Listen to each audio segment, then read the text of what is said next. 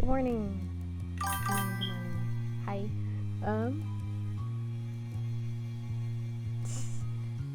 We're playing Our Life again. Boop, boop, boop, boop. Before I start, Our Life is part of there's a festival going on Steam. So there's a lot of like visual novels available, like being advertised in like on sale and stuff. I just like, this is all in one place. You can go look at visual novels if you want to. Here it's called the Fall in Love Visual Novel Festival on Steam, and I will sharing that. Okay, let's see. Everything's on. Yes, music's on, mic is on, stream is on. I don't know. I feel like I'm forgetting something, but I don't know what I would be forgetting, if that makes sense.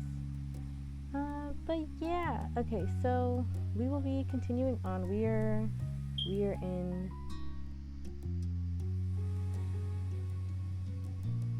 I should have said continue. We're here. We're in step 3.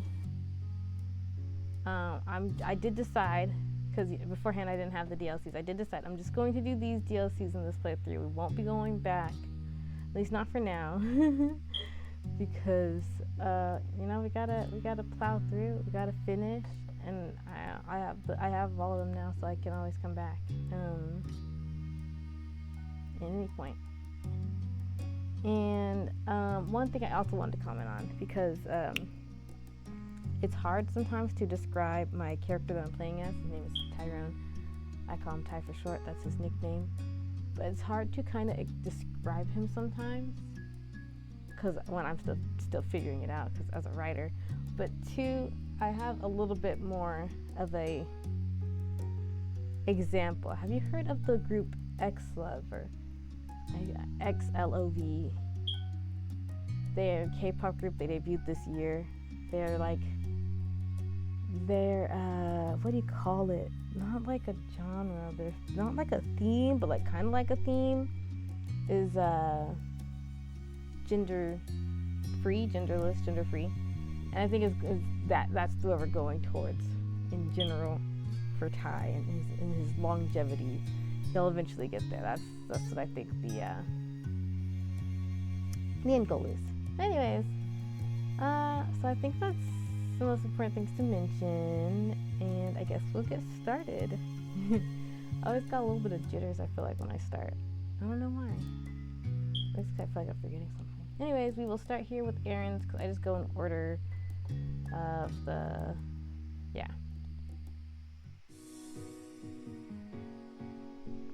From the moment you woke up, you knew that today was going to be busier than usual. There was a list of errands that needed to be finished before the day was done. First up was visiting one of the biggest farmers markets in the area. It was only open 2 weekends a month during certain parts of the year. It was rare that you and your family were able to attend, so your moms liked to make the most out of every minute of it. And you realized it was not just them feeling that way when you heard a whistle from your left side.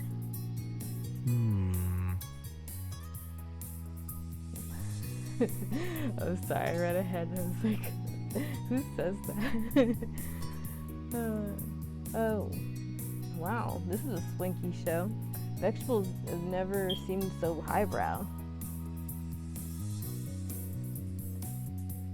Seriously, they don't mess around with their products. Isn't that great? Isn't it exciting? Liz crossed her arms. You could tell she was amused.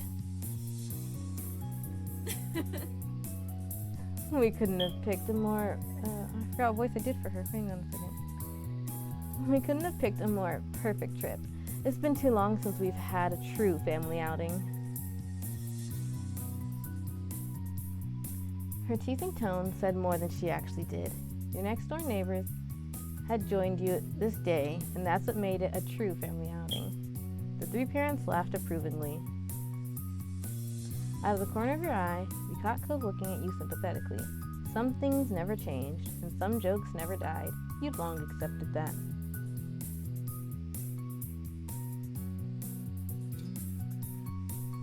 You were excited to check things out. You thought this trip might be fun. You shrugged, feeling indifferent. You felt uncomfortable.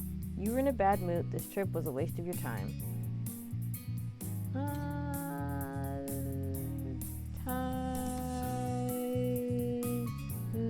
We'll say thinks the trip might be fun. It's one of the two. Ty's pretty chill.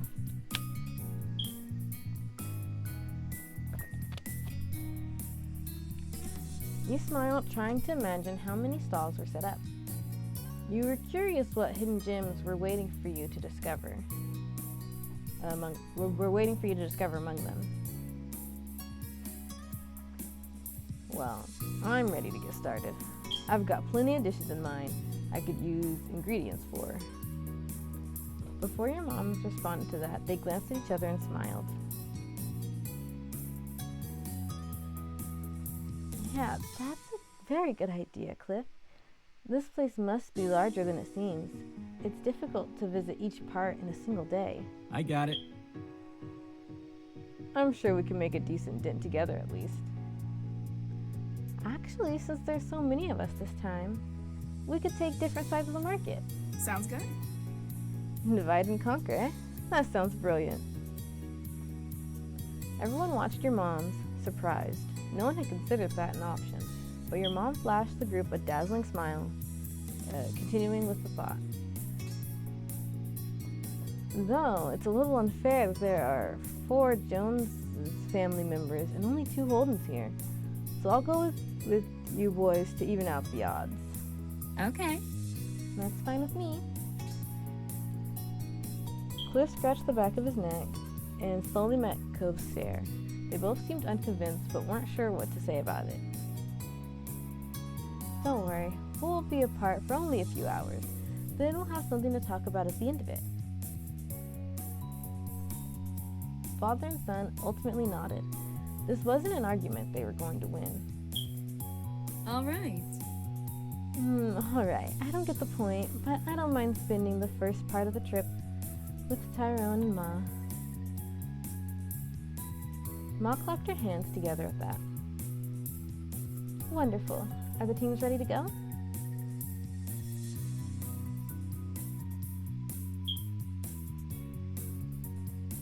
Let's see.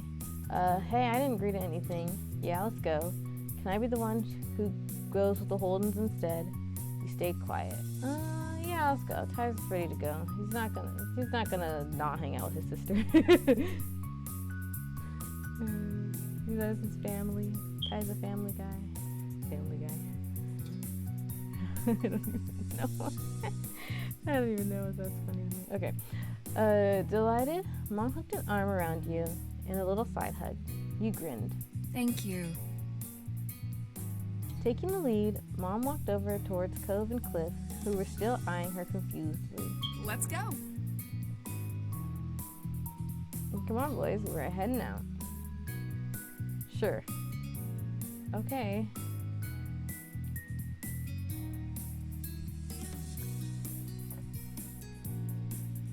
Cove looked at you softly and found himself pulled forward, stopping in front of you. His expression flickered for a moment, hesitant. Bye. Bye. Suddenly he twitched slightly, his whole body getting stiff. He jerked his gaze back at your mom, and you realized that she had grabbed the hem of his shirt. She gave it a small tug before letting go. No, no, no. Time is a wasting, Cove, and I've known you long enough to be aware that you're one to linger. If I don't stop you now, you'll only drag your feet on parting ways more. The two of you can survive one morning apart, probably. We have important shopping to do now. Cove gasped at what he felt was a truly obscene thing to say. His face burned red, but that was ignored by him. He spoke with an unimpressed roll of the eyes. Seriously? You don't need to pull me away from Ty. I'm not that clingy. Mom sniggered with a shake of her head. Cove's eyebrows raised over the reaction, and he turned to Ma. She wouldn't meet his eye as she whistled innocently. Liz smirked ear to ear, and Cove whipped his head towards his dad. Mr. Holden couldn't offer anything more than an apologetic shrug. It was only then that it dawned on Cove that everyone did think he was that needy. Finally, he dared to face you with wide, pleading eyes.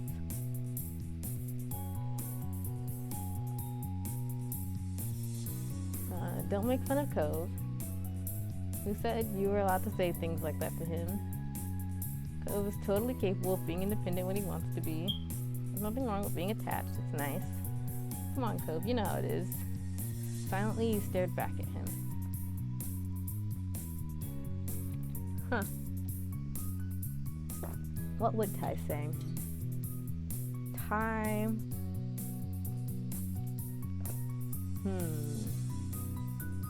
Ty both is someone who likes to offer comfort but also likes to give his friends a hard time.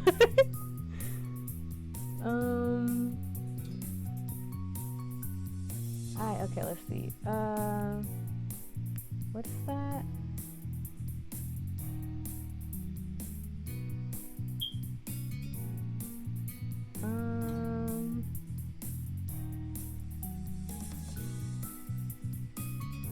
My brain is a little not braining. I'm like, they might know how it is, but do I know how it is? Okay, let's see.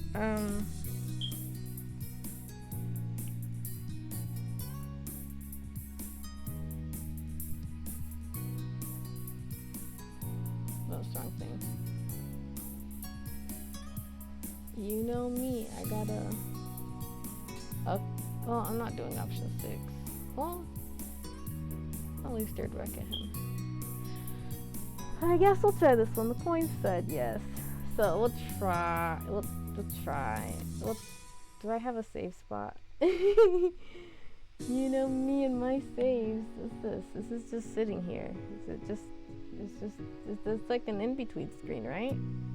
Don't know why it's there. Oh, probably because one time I had to do the split. Okay, we'll save here. And I don't know. The coin said it. Spinner said this. The coin said yes. I saved. It's okay. I can always go back. Me all the time. I gotta always go back. I gotta try to plow through because I wanna see how many I can actually do if I don't side roll so much. But I always end up talking a lot. Is that funny? I don't know.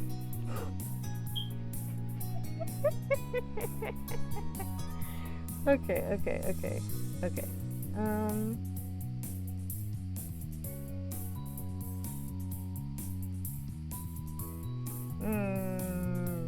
I'm hesitating.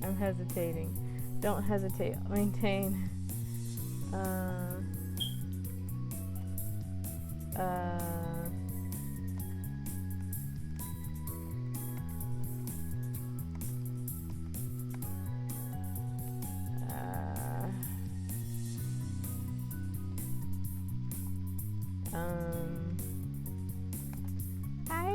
I don't know.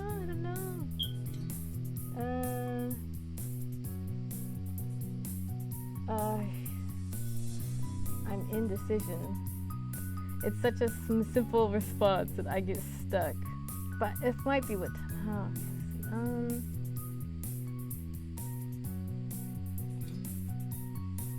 Okay, let's see.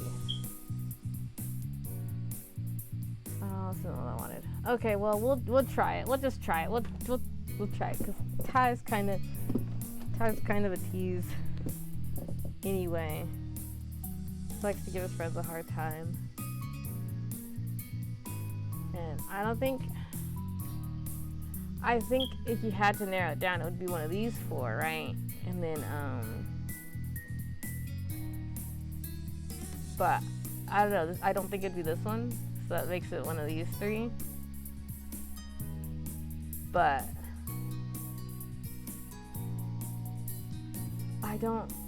I think he would respond. So that brings it down to these two. But I don't know. I feel like this one just isn't high enough, if that makes sense.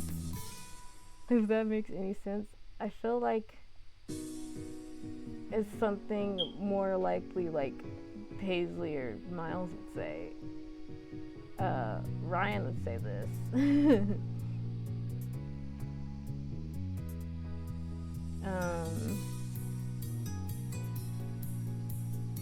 It's because it's also like the situation. Like, they're just their families, so it's more likely to be in this bottom section. But if it was like someone else, then yeah. Okay. Well, I guess I narrowed it down to this one. I don't know. I'm hesitating. It's a little mean, but then again, Ty is a little mean sometimes. I don't know. The fun part of playing Our Life is that I get to talk about my characters. No, Our Life is fun in its own right. I'm hesitating. Okay, already saved. See, it's saved right. It's saved right there.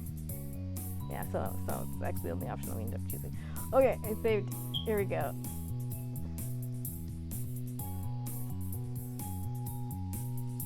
I don't know. Wait.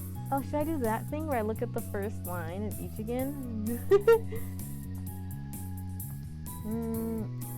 They do have their own separate thing. I know, I already rewinded. I didn't even read it all the way.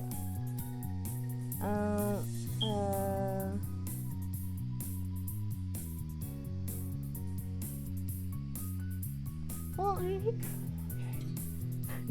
okay, we're gonna try the spinner one more time.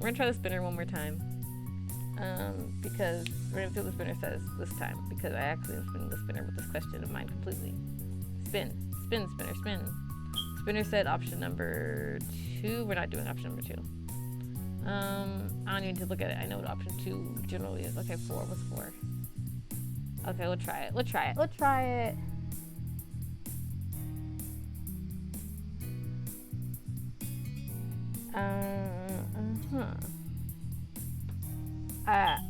I'm gonna decide real quick. Wait, give me a second.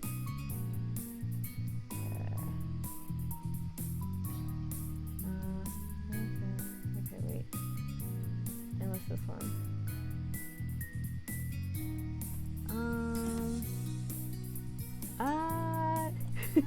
I can't believe myself. I've already gotten stuck and we just started. Okay. Okay, let me go back over what these each said. Because I want it to be as in character as possible. That's the other hard part. Is like I want it to be kind of in character.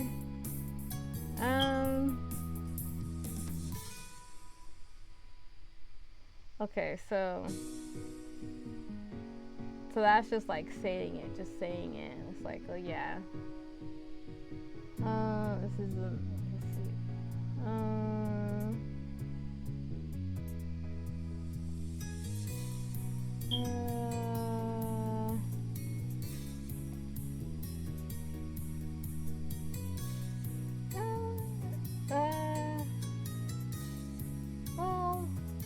Me, I don't know. I didn't narrow that. You know, I did narrow it down to these two. I think I'm gonna go with this one. I know what I said, but we're gonna go with this one.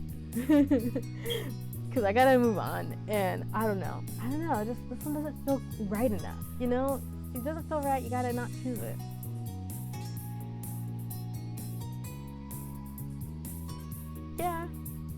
Yeah. Oh, this is a hard decision. I don't know why this one was so hard. It's always the simple ones. You spoke very matter of fact and fixed a stern gaze on the group. Phil meanwhile beamed at having your support. Without thinking, Cook took another step forward, feeling drunk. He's not helping. Also again, Mom grabbed the back of his shirt. She tried suppressing her laughter, but a few chuckles escaped. Yeah, I do think like it's not a wrong statement because, especially in this playthrough where Orca, he's a part of Orca, and that's his own thing. And Ty's not a part of Orca because they can do separate things. They can do separate. Actions speak louder than words. Co's mouth twisted as he struggled to come up with something to say in his defense. He was nearly embarrassed all over again. Yeah, well, so what? That admission had Liz, your mom's, and his dad bursting into laughter.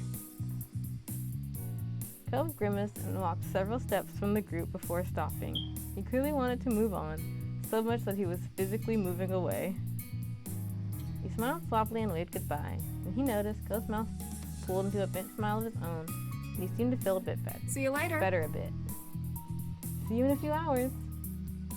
Take care of yourselves. At that, Mom picked a direction and set out into the market with Mr. Holden and Co. following behind her. Grinning, Mom sent them off with a big wave. Liz gave a daintier goodbye wave herself.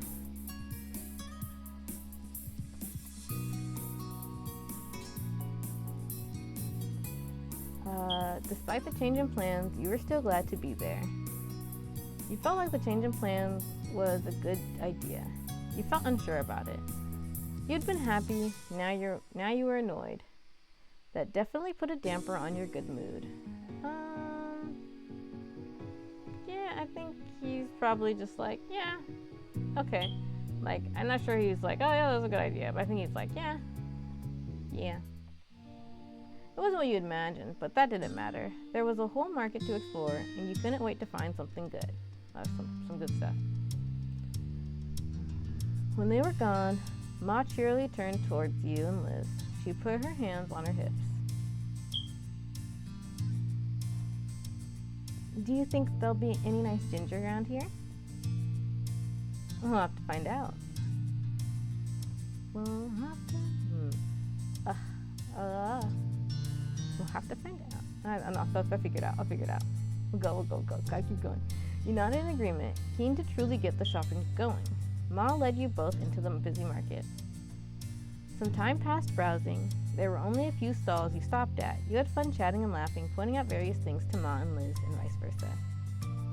At one point, Ma stopped suddenly. She put her hand on her belly and gave a half-hearted smile. I think I should have used the bathroom before we left home, like the two of you responsibly did. Just needs a pee? Yes. Yes, Liz. I'll have a visit to the ladies' room now. Should we wait here? Should Liz and I go on without you? Should we all go with you?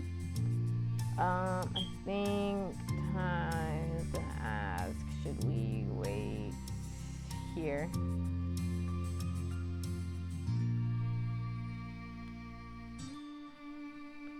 Ma craned forward as she struggled to pinpoint the direction she needed to go. She gently brushed her comment away.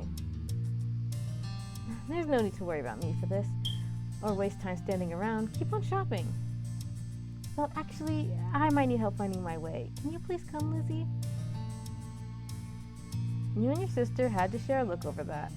Why do that of all things? Hey.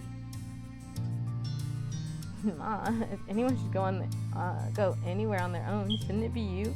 You're the one needing a detour, and you're the parent here.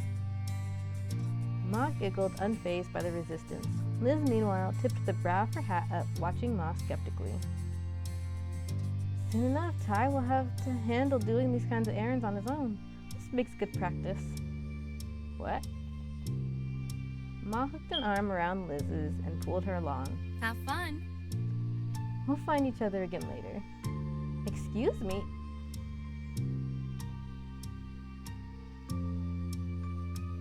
Bye. Wait. You waved. You tried to follow after them. You stood there stunned.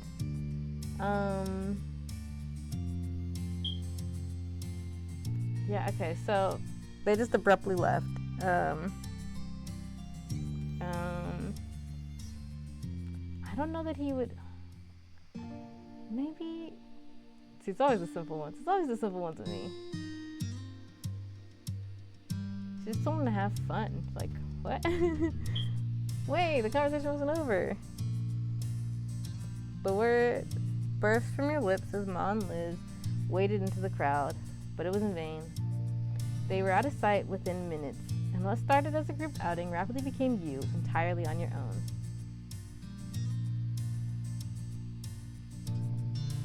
You were overwhelmed. You thought, screw them. You were done with this whole trip. You felt great being left on your own. You thought Ma was being ridiculous, but you didn't really mind. You didn't know what to think.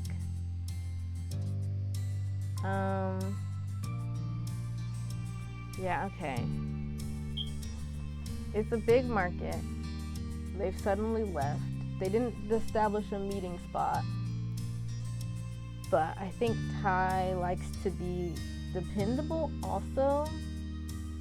So I think it's probably probably he doesn't know what to think. Like he's like, oh, I probably can't handle it myself. But I was like so abrupt. We're doing on our phones. Cause I don't think he's like, whoop, I'm all by myself. You know, he's having a good time with his family. He likes hanging out with his family. Yeah, we'll go with this one. You didn't know what to think.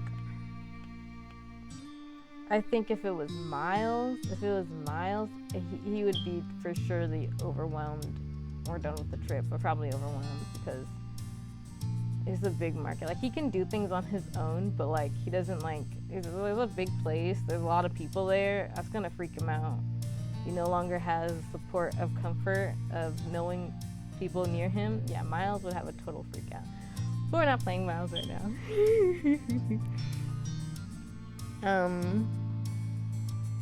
Boop bop, beep bop.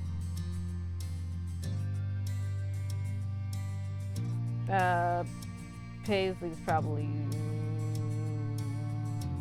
somewhere around there. I don't know. Anyways, Leilani's this one. Leilani's like, all right, bye. I didn't know what to think. Oh, maybe she's okay. Well, let me carry on. I get distracted. You still couldn't believe Ma just... I clicked on the right one, right? Yeah, okay. You didn't know what to think. You still couldn't believe Ma just did that. There wasn't a single doubt in your mind that she had some ulterior motives, but for now, you had to figure out what to do next.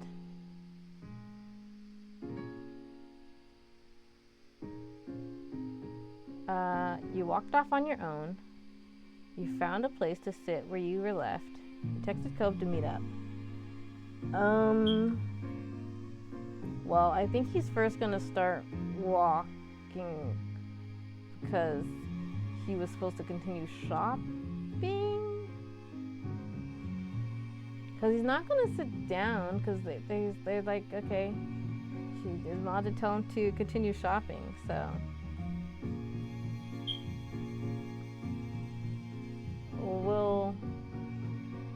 We'll start here. Should I save? You know me, I can't help but find a reason to save. A reason to save.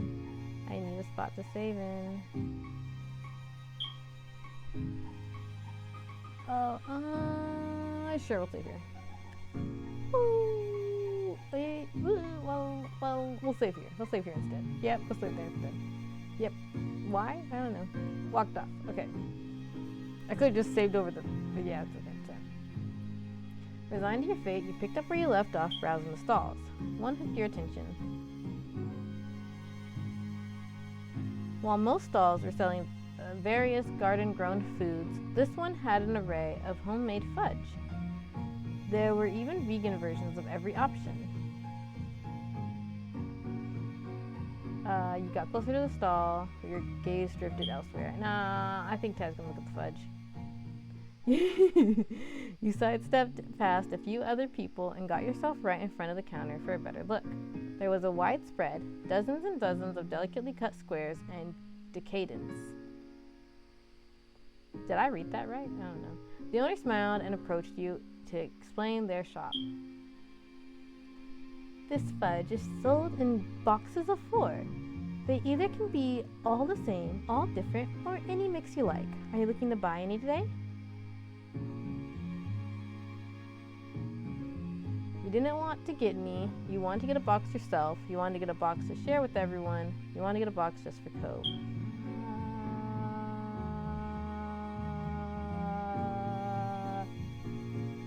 We'll go share everyone. The whole selection was too good not to share. Oh, you can get both. Okay. You can get more than one. Yeah, okay, so then he's gonna because if there's only 4, right? She said that you can have 4, it's 4 in a box, right? His family is a 4-person family. Yeah. And so, like, okay, I don't know, when my family would get cookies from Crumble Cookies sometimes, not always, but sometimes we got them, how we would do it, because they only come 4 in a box, we would split up the cookie into like 4 or 5 pieces, however many of us is trying it. So that's what they'll probably do with the fudge, but you know, that's their family. Their family is a 4-person family, and so he can also get a box for Cove, because that way, Cove doesn't have to get like the small bits that they left over. You know, one for the family, one for the friend. I think that's Ty. Yep. Friend. Yeah. Okay, looking at the treats made you think of Cove. You grinned, hoping he liked what you picked out.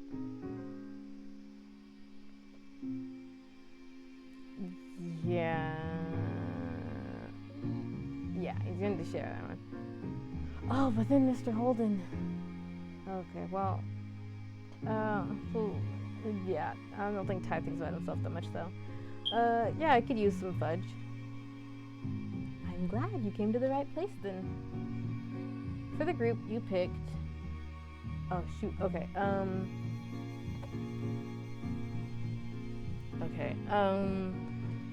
okay, so the options are milk chocolate, dark chocolate, white chocolate, cookies and cream, caramel swirl, chocolate peanut butter, key lime, chocolate toffee, white chocolate peppermint, maple nut, red velvet, dark chocolate mint.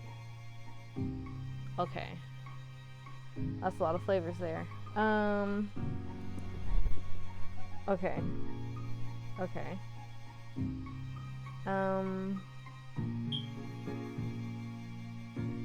Okay, caramel swirl and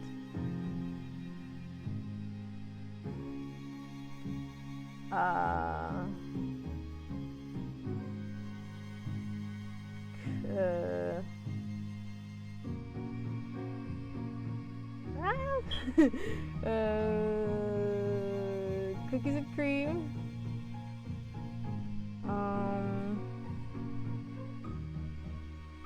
I don't know what the family likes.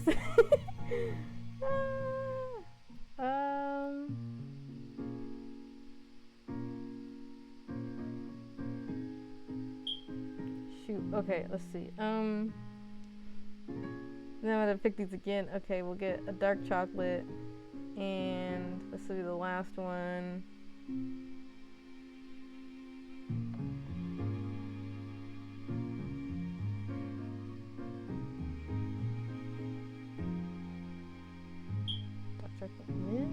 Chocolate peanut butter. I don't know. Like, my brain is saying I should pick one of these. I don't even know. I guess it's kind of like a Reese's, but what are the flavors? What is key lime? Wait, I'm gonna Google that real quick. I haven't had the flavor of key lime before.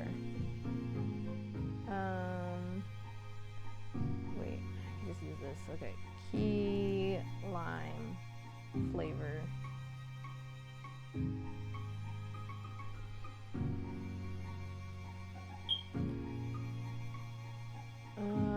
What is the flavor of key lime? Speaking of flavor, what does key lime taste like? In its purest form, the tart and tangy nature of the fruit is balanced with delicate sweetness that lingers on the tongue. Okay, well, he got a lemon crepe last time when we went to get the crepe, so we'll get this one as one of them, right? And then who doesn't like caramel? I know, people don't like caramel, but it feels like a must get. Do you remember what his drink was?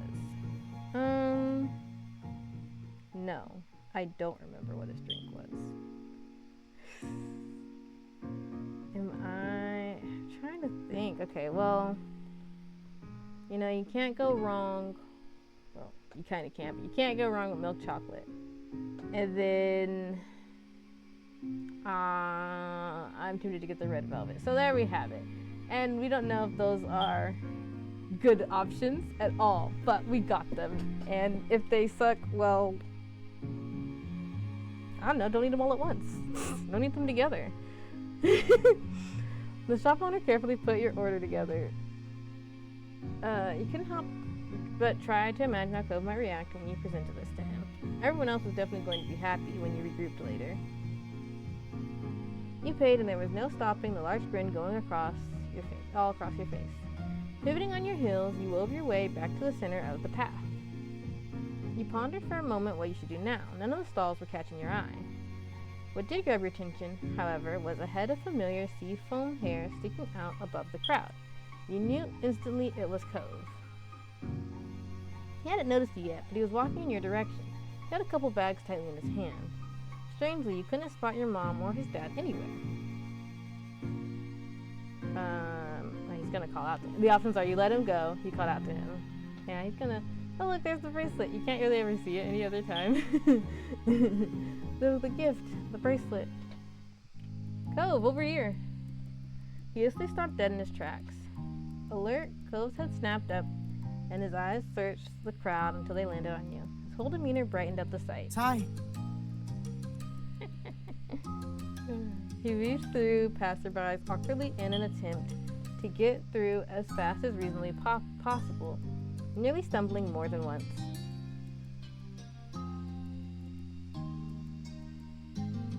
You went over to him. You couldn't move from where you were. You bounced in place, excited for him to reach your spot. You ran to meet him.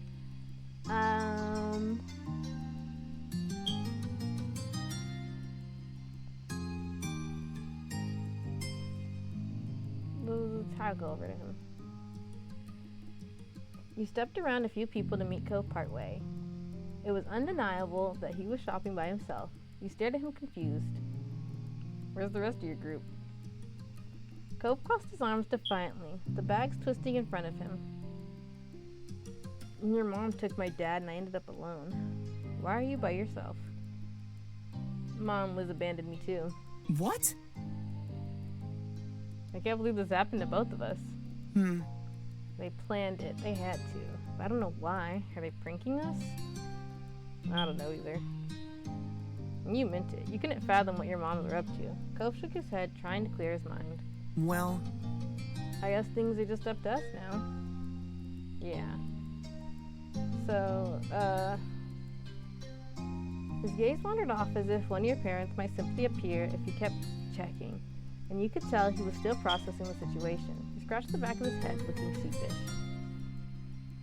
Do you want to forget about whatever's happening and go shopping together? Definitely. You shrugged.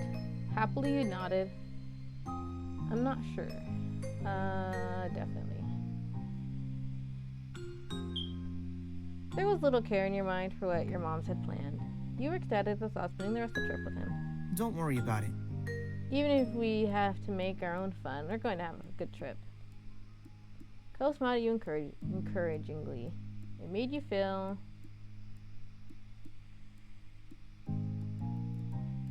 more optimistic now. Excuse me.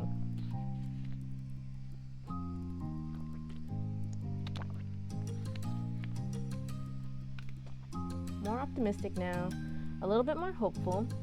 Glad that he was there, but still overall unhappy. Nothing. It was a terrible trip either way.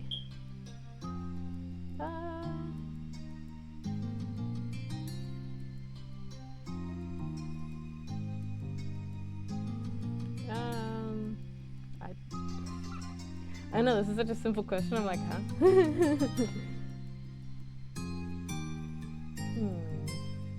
I'll have Optimistic, hopeful. Optimistic,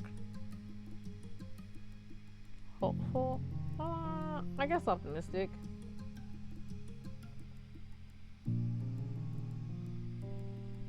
Having him there was already comforting, and now he also seemed determined to improve your day by any means.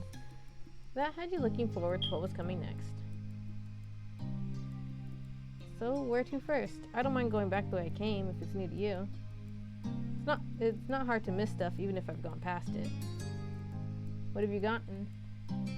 Cove shuffled his bags around and started pulling them open so you could peek inside each one. You recognize the array of things he picked up around the market. I mostly got typical things I can use pretty easily so far. Nothing super exciting. There were a few peppers and some lemons, and sweet potatoes among other things that were wrapped up so you couldn't discern what they were. What Cove thought made sense, but it was far from a complete selection. He glanced around at the nearby stalls. Want to start over there? Cove followed your eyes as you pointed at one of the larger stalls. It was filled with several kinds of staples, fruits, and vegetables. You know, we went shopping in step 1, and I didn't get to do the mall one because I didn't have the DLC at the time. But the DLC, so I wonder if there's like, I didn't pay close enough attention, but if there's, yeah, let's go. What do you call it? The steps are like kind of like similar, you know, like if there's a womp womp womp for each, because you know there's a shopping trip each one, and then there's I don't know if there's anything more. I haven't done everything yet. We got to see fireworks in the previous moment in this one, and I know that in step 1, if you do the barbecue, you can see fireworks, I'm pretty sure. I don't know about anything in step 2 though. Anyways, let me carry on. Once a few people finished paying and moved, you and Cove got yourselves directly in front of the shop. There were so many things to pick from.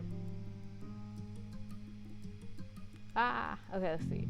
Apples, oranges, peaches, strawberries, onions, peppers, lettuce, tomatoes, cucumbers, carrots, lemons, limes, spinach, potatoes. You didn't get anything. Wait, what does he already have? I know that's like what, that's not what I have. I was curious. Sweet potatoes, lemons, peppers. Okay, well, we'll get some lettuce. I feel like Ty eats lettuce.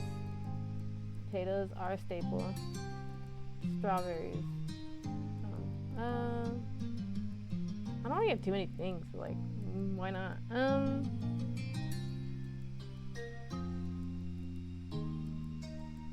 We'll get peppers, and we'll get peaches, and we'll say that's everything.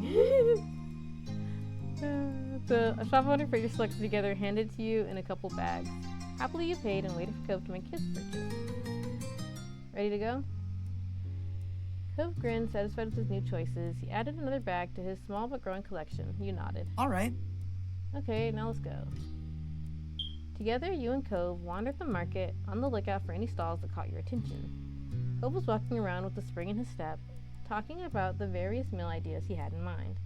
It's funny, I think like the biggest thing here, the biggest betrayal of them abandoning them, is that they didn't give them a list.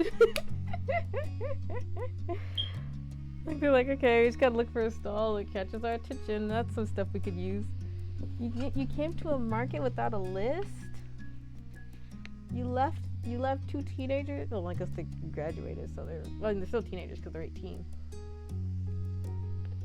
But you left them here with no list to just wander a large market? Shame. Cove was walking around. Oh, I read that line. I'll read it again anyway. Cove was walking around with a spring in his step, talking about the various meal ideas he had in mind. After a while, you had to go greater distances to find something of interest. Several of the stalls were selling the same goods. It was only a matter now of which you wanted to buy from. You continued ambling down the path until Cove disappeared suddenly from your peripheral vision, pulling you away from your thoughts. Cove? You spun around, spotting him some steps back. He was standing still. You followed his eye line past the crowds. Immediately you knew what grabbed him. Homemade jams and local honey. That stall was glittering with quaint glass jars stacked high, each encasing gels of varying colors. Cove's eyes were practically sparkling at the sight. His feet automatically began to take him there, likely without being fully aware he had made an unexplained detour. When you got closer, you were surprised that there were even more varieties than you thought. Some were even different honeys based on what type of pollen the bees used. Wow, that's wow. So expensive. Cole's focus seemed torn between a bottle of blackberry jam and one of clover honey.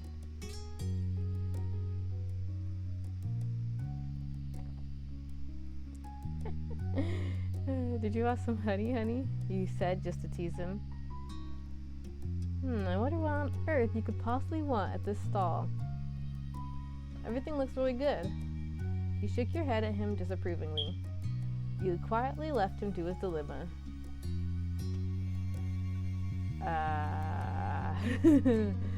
Oh, these are both kind of Thai things to say.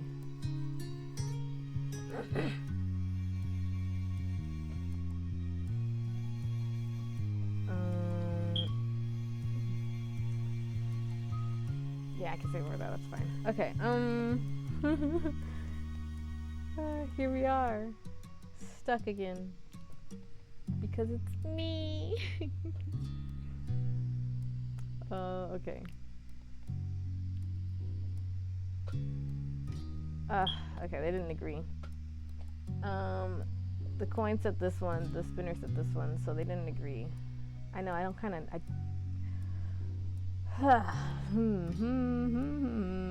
which one is he more likely to say? I mean, because he's kind of...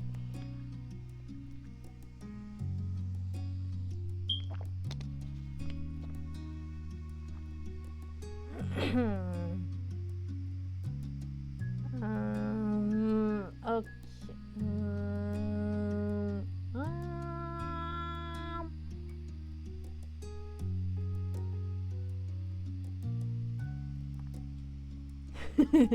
Me getting stuck again. Okay,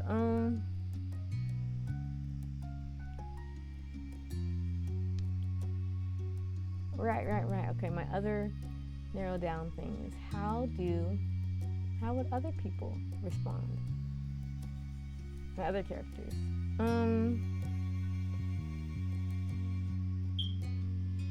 No, I don't know.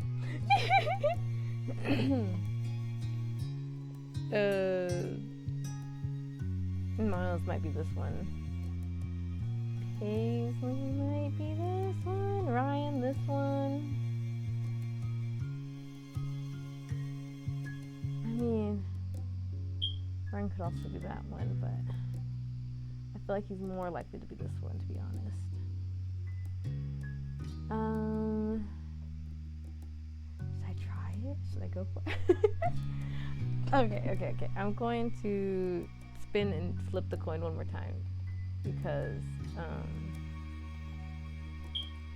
I need validation sometimes. Okay, they have agreed on this one this time.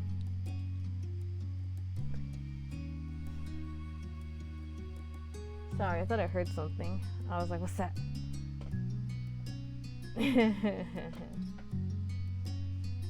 I was curious. I'm curious. I'm a curious person. Did I save? I think I did beforehand.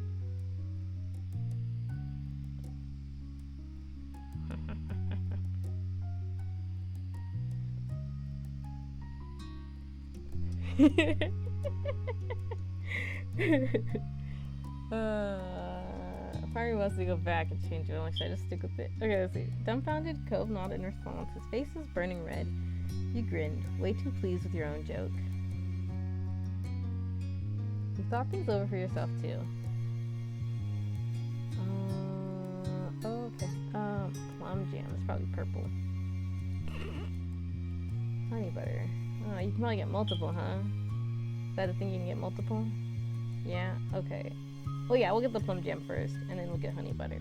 I don't know what honey butter is, but I like the sound of it. Did we get jam? Yeah, jam, honey butter. Mallow blackberry jam, and one is clover honey. I mean,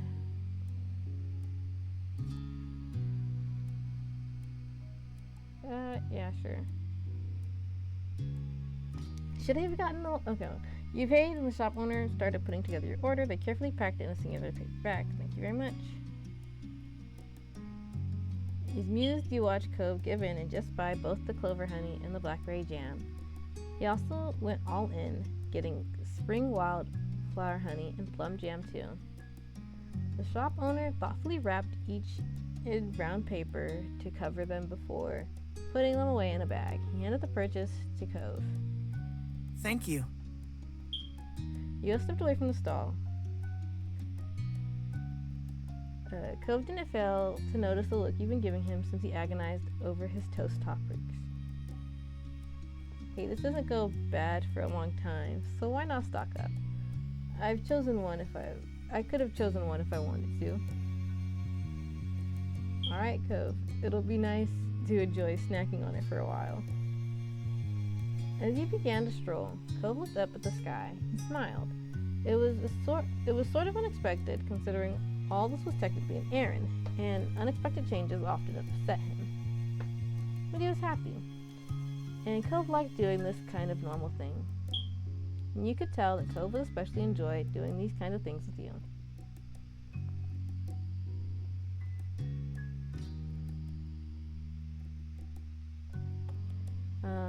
You blushed thinking about how comfortable doing this with Cove felt. You were feeling better than you were earlier. You were just feeling down about how the trip turned out. Cove's pleased attitude annoyed you.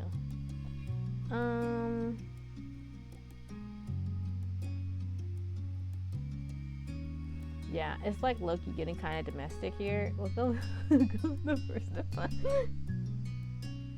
Because I don't like, I mean, he probably is feeling better. I don't think he was feeling like down. Mostly like,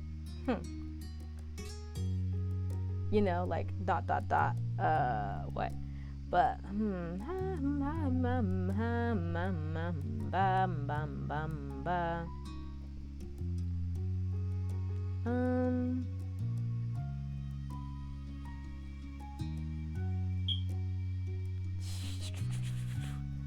I know. Gotta just commit, plow through. It felt more it felt more than normal or mundane. It felt right.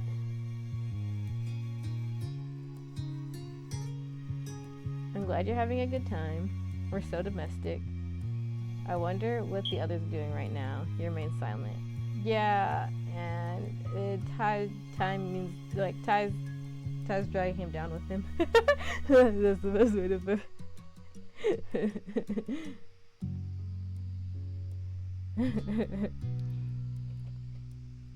Cove took a sharp intake of air and started coughing for a moment. Afterwards, he refused to look at you. Are we? I guess we are.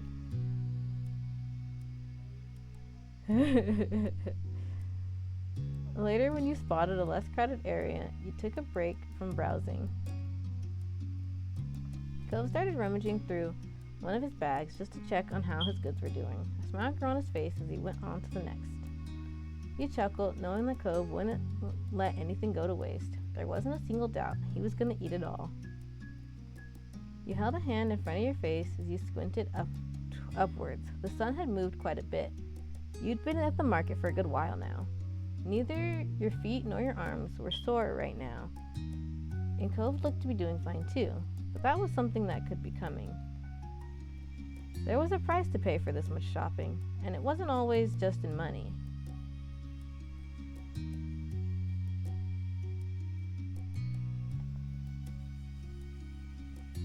Can you give me a piggyback ride? Could you carry my things? Want me to carry your bags? Want a piggyback ride? You quietly enjoyed the break from walking.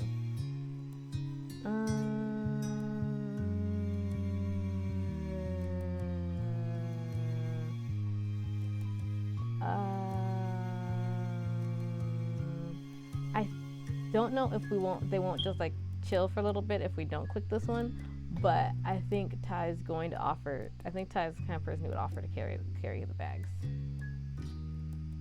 Yeah. Let's see. Cove stared at you unsure, but you just held out a hand unexpectedly. What? Yeah, I had to do that. I bought it, and besides, you're already carrying stuff. It's not gonna change anything. I want to do it for you. Okay, you win. Or actually, it's kind of a loss you're willing to take. No, it is a win. Thanks.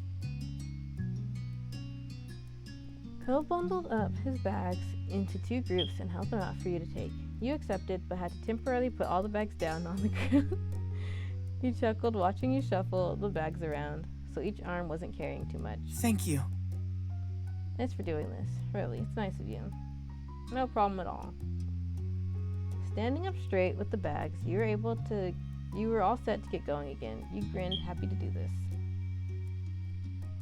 And with that, you and Cove continued your trip through the market together. Okay, so yeah, the other one, they probably would have just sat there for a moment.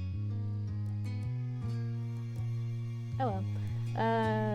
Ma and Mom had both texted you during the trip, though only to say that they hoped you found some good stuff and that they'd see you later. There were no answers on where they went or why. You and Cove continued to wind your way through the bustling market, the list of outstanding items steadily shrinking while bags grew heavier. Eventually, Cove realized that he hadn't checked his own phone in a while. The two of you came to a stop in the nearest alcove, where you'd be out of the steady stream of people pursuing the stalls. He pulled out his phone. Cove pulled out his phone. He watched his eyes dart over the screen as he read the waiting messages. Not important. I can reply to that later. He mumbled his verdict under his breath. Then Cove's face scrunched up with confusion. Huh? Wait, I've got a message from my dad. Listen to this. Cove, I wasn't part of the plan. I didn't know what was going on when I left with Ty's mom. Where are you? He said that ages ago. I didn't hear it come in. He sent another one since then. Says he hopes I'm alright and that he's not bothering me. The newest one says everybody's going to the parking lot soon and we can meet up there. He lowered his phone eyes narrowed. The same conclusion was that was settling on you had landed on Cove as well. So it was on purpose. The crowd of people passing by stayed as noisy as ever, a sharp contrast to the silence that had fallen over you and Cove. He was rubbing the screen of his phone against his shirt, wiping away dust and debris. He continued scrubbing the screen long after anything could have remained. The action, a poor substitute for pushing away the awkwardness of the moment.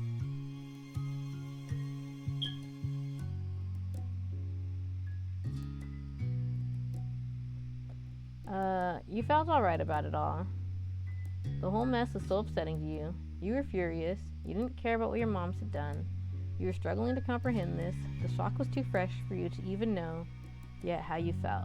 I mean, I think he's just annoyed they didn't give him a list of what they wanted. Like, also, they could have done it at the beginning if they were gonna split off. But I think he's mostly okay about it.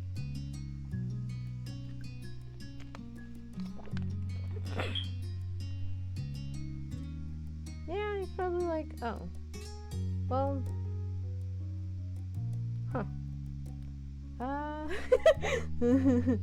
I don't think he's like upset, you know? It's like,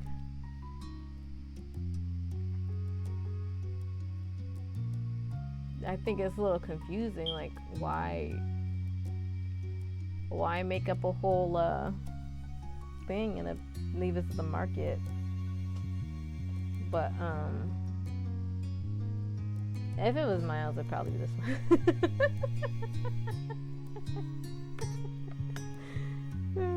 It's a big market with lots of people. Miles hates that.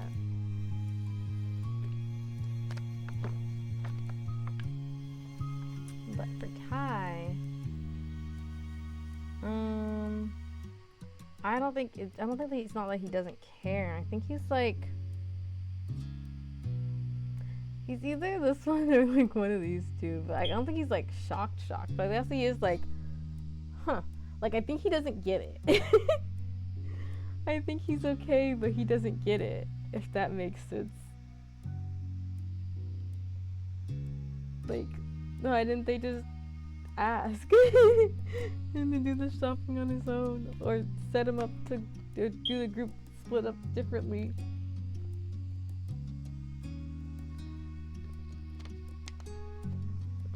Yeah, alright, we'll go. You're struggling to comprehend this because I think it's a little confusing.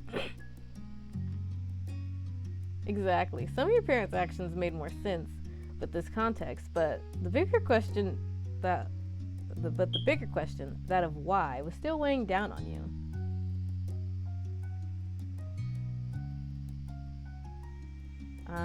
Okay then. Fine. How are they going to explain this? I can't believe them. You sniffled, trying to hold back tears. You groaned, the sound expressing your misery in ways that words couldn't. Miles is like either this one or that one.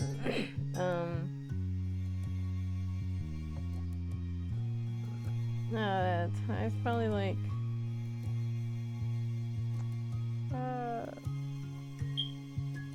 it would be okay then ... I know there's like that's the difference, like fine or okay then. Well, I guess I'll say fine. Cause that's the ... Cause you know, there's still a little bit of confusion, like, Leveling down, making his eye. I forgot to Cove was taller than him. Making his eyes level with yours. He had his hands on your shoulder, grounding you. Are you okay? Oh yeah. His voice was gentle. Yeah, really. That's good. Abandoning us without a warning wasn't really a cool idea. Even if they meant well, which they probably did. They looked you straight in the eyes. Not making a big deal out of this is nice. I'm not exactly thrilled personally, so if you do want to complain to me, you can.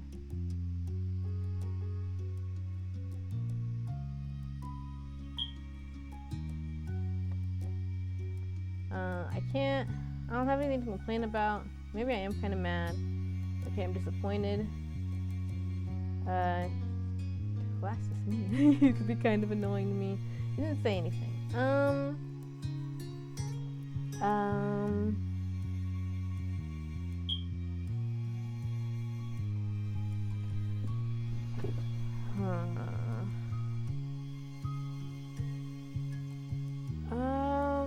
don't think he's like mad.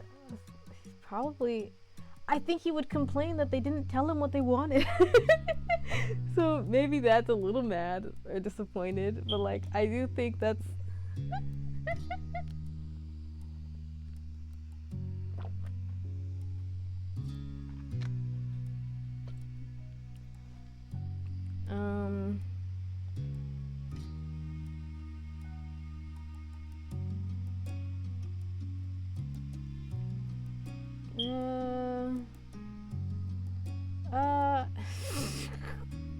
you know, I don't think he's like mad. I think he mostly like,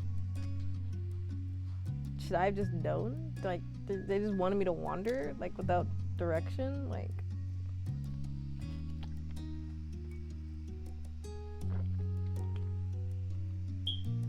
What's the difference between I can't and I don't have anything to complain about? What is the difference there? Because it's like, if you do want to complain to me, you can. So I can't, I can't complain, or I don't know. We'll just save here again. I'm trying. Reading is hard, guys. My brain's a little slow. I don't get the difference between these two. So I guess I'll just have to click on both of them and see what the thing is. Okay, and then what is this one?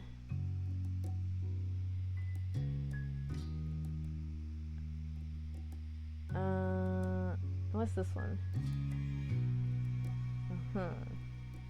Okay. I guess I'll read them a little bit more because that was only like one line each. But we'll try this one first.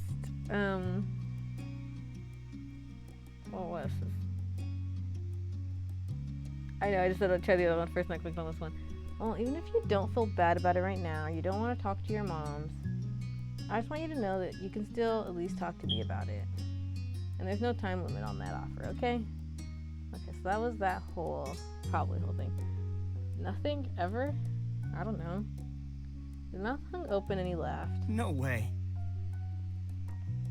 Man, you've got to have plenty of stuff to complain about just from the stunts I've pulled, let alone what's happened today. Yeah, because while Ty might be a little, I don't know if Ty actually complains. I'm trying to think if Ty has ever complained. Like, I think, because like the thing is, Ty's the kind of person who does put others first.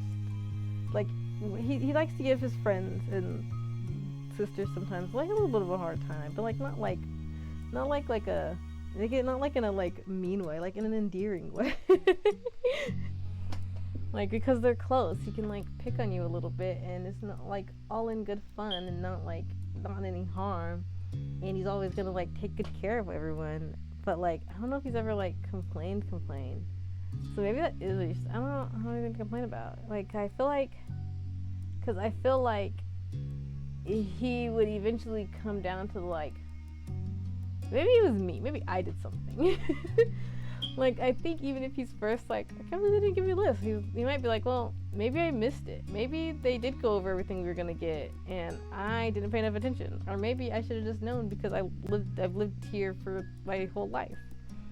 So yeah, I'm not sure that Ty would actually complain. I'll carry on if I stick with this option. You cracked a grin at that, despite yourself. He could certainly be a troublemaker when he wanted to be, but he could also be so kind. After a moment, he stepped away from you, face turned. Cove closed his eyes and took a deeper breath. His brows creased, then further deeper into a scowl, his arms tightly coiling together. So he did do something stupid. I knew it. His voice had taken on exaggerated quality, but what truly distinguished it from Cove's typical speaking tone was the abundance of rage. This is such a chore. Parents are so dumb. Why do people have to go places with family members anyway? I hate that. Is this another joke about Jeremy?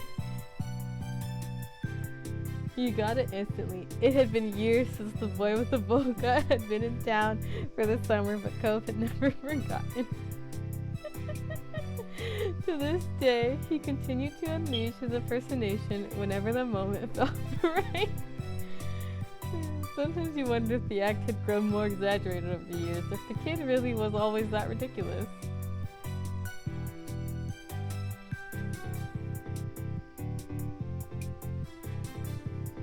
You burst out laughing.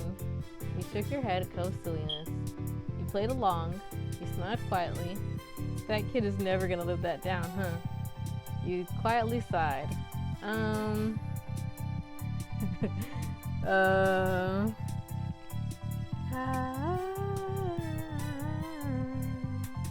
Okay, so with Ty, you got to 4 options. Like, he's either going to laugh, like this one feels like it might be like kind of like on the laughing end of it, smile, or you might even ask that question, but like, yeah, I'm mostly leaning between these two. Oh, Ty does like playing along with things.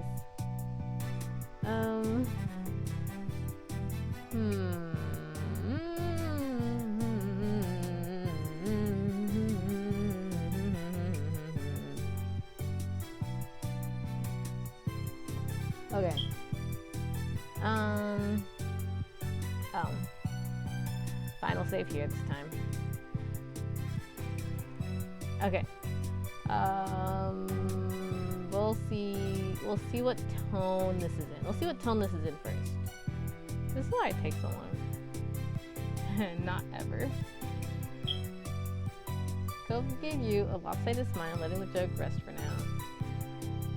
I can move that. Come on, we should probably go meet up with the group. Yeah. You didn't dally any longer, slipping back into the crowd and making your way towards the entrance of the farmer's market. It didn't take long to reach the parking lot. Your parents, Mr. Holden and Liz, were already waiting there, and they waved at you both as you approached. Your own family seemed to be in pretty good moods, in contrast to Mr. Holden. He stared at Cove with open concern as you got closer. Hey, bud. Hey, Tyrone. How are you doing? We'd be doing better if we hadn't been abandoned in a farmer's market by our families. You saw your mom's frowning at his response. Ma glancing from Cove to Mom with blinking eyes. Just because Tyrone is really laid back doesn't mean you can just leave him out of your plans and expect him to go with it every time. Ma hung her head, ashamed, and Mom had a hand pressed to her cheek. You could tell they were quickly regretting their scheme. I am so sorry. Her words were full of emotion. Mom squeezed Ma's arm. We were trying to make the errand more of a trip, less of a chore. Ma nodded. We didn't think you, Cove, and Liz wanted to be stuck trudging around a market with your parents all day. Especially not in the summer. We are always very thoughtful and don't like to leave your moms behind, so we did ourselves. It was only going to be for the market, not the other stops, I promise. Still, you're right. We could have just told you and let you make your own call. I really am sorry. Neither of us meant to upset you. I'm really sorry. All gas, no brakes. We should have known better. Sorry. Ma ditched me too. After pulling her urgent potty break stunt, if that helps. I went off to do my own shopping as it seems they planned. Sorry. Sorry I didn't check back in with you. I wasn't thinking and just tried to blow it off. And you quietly took in their stories of what happened. Over to the side, Cole was talking to his dad. Thanks for telling me something was up, though I felt bad for missing the warning when you sent it. You're welcome. There's no trouble, sport. I learned my lesson about making surprise plans. Besides, I've got to register every thought that wanders through this head by you first, right? That sounds about right, yeah. Cole smiled at his dad. Mr. Holden, laughing, clapped Cove on the back. Not bad. Wow, we're really being outplayed today. You realized you hadn't been the only onlookers to the Holden's moment. Your moms were exchanging rueful looks. Liz had her arms crossed over her chest, patiently watching it all unfold. Yeah, looks like it. We'd better find some way to catch up. In that case? Maybe we can do Ty's chores for the next week? Mom jabbed Ma on the shoulder. You might be onto something. Ty, how'd you like the sound of that? I looked at you hopefully. Sounds good to me. Make it 2 weeks. You're gonna have to do more than that. I'll think about it. You don't have to do anything. I was never mad.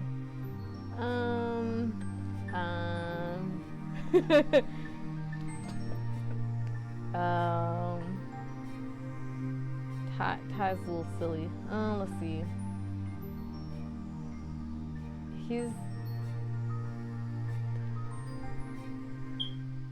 not gonna say he was never mad. I'm trying to decide if he was just like, yeah, go for it, you know, free of choice. They just offered, but he also might feel bad. But he also might want to like joke. Let's see. I don't know if that's gonna be taken as a joke. And that's really the thing, huh? Me and my uncertainty of what each thing means. See, I mentioned the other day, I don't remember which game I was playing. It might have been Pivot of Hearts, but I was like, I need to make a game so that people can see what I mean when I try to explain how my brain works. So it'll just be all the options are made for my brain. Like, okay, you don't have to do anything. I'll think about it. Sounds good to me.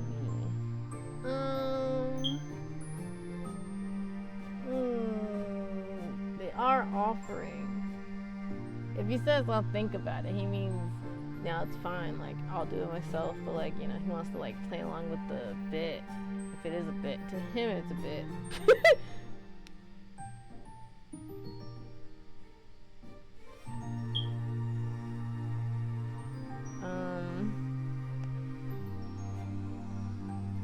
Okay. See, I always do this.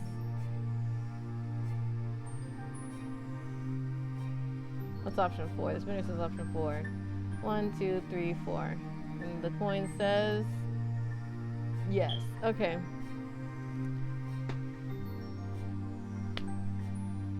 Good. We're serious. Come on. And at the very least, we can make sure everyone stays together for the rest of the stops we're making today. You all nodded at the suggestion. Yes. We won't let you down. We'll be the best sheepdogs ever, guarding the flock and catching any strays. Funny. We could at least be shepherds. You chuckled, your mood lifting in spite of the bumpy morning. It was going to be all right. You turned to the entrance for the farmer's market for one final glance, pressing it into your memory under this new light. You thought on what you'd picked up at the market and how you were going to enjoy it later. Some things you could only get from the local suppliers like this. That was another perk about coming along to the market today. Actually, you realized this would be a good time to bring out the fudge you got to share while everyone was clustered together. Wait, before we go, I've got something for everybody. The announcement grabbed everyone's interest, and they looked over at you, each curious about what you had in store. Yeah, I spotted, like, I'm thinking about it in Ty's perspective, it's like the box of 4, 1 for his family plus Mr. Holman. Usually didn't even consider himself. Yeah, he was like, yeah, 4 plus Cove, 2 boxes of fudge. Yeah, I think that's it. And they looked over, then the announcement grabbed everyone's interest, and they looked over at you, curious about what you had in store. You dug your hand into the bag and pulled out the specially selected treat. I don't know where I got steady from. I looked at all of these words at once, and my brain said, yep, that's a steady. There's also some aging fudge stall, so I got a box for us to share. Ooh. Aww. That's so sweet of you. The Holdens were wearing matching grins at the prospect of free dessert, their family resemblance more notable as they mirrored each other's expressions. Sweet is the right word for this. Thanks very much, Ty. Yeah. Thank you. You're fantastic. Great. Can't wait to bust it open. Ah, I skipped a line. We should save it for tonight. You can't properly enjoy a treat when there's still chores to be done. Besides, we don't want to make a mess with it melting in this heat. The others murmured their agreements and nodded, reaching a consensus. You stowed the box away safely for now. Cove sidled up next to you, an eager smile on his face. You could tell from his expression that he was up to something. Thanks again for getting fudge. It was really cool of you. You needn't come over just to thank you individually. Not with that huge smirk. Are I got something to share too, but well, only really with you. I guess I'm not as nice. Oh well. You picked up a scheme of your own? He laughed. Anyway, well, I sort of picked something out with you in mind. He held a hand to your chest, staring at Cove as he explained further. I mean... Since your moms decided we should shop separately, I figured I could use the time to get you something, just as a little surprise. He reached into one of his bags and retrieved one of the wrapped up objects. You accepted the unexpected present, and he looked on excitedly as you tore off the paper. Okay, let me read this sentence and then I'll say what I was just thinking about. It was a glass bottle of apple juice. You didn't need to taste it to know that it would be nice. It was a boutique product. It was heavy in your head. The container... Nope, that says hands. I can... It was heavy in your hands. The container and smart metal cap, reaffirming the quality. Even the label, constructed from coarse paper rather than a flimsy sheet of plastic, was distinctive. You were practically bouncing in anticipation, and he smiled sweetly at your reaction. It's not a big deal, but I just thought you might like it. Okay, so actually, I did know. I kind of nearly forgot, but I did know that Cove could give you a gift in this one because I saw someone say, well, on the wiki, but like I saw it before that it says that back in step 2. So back at the beginning, in step 2, you meet Cove's mom, Kyra, right? And you guys go to a restaurant. And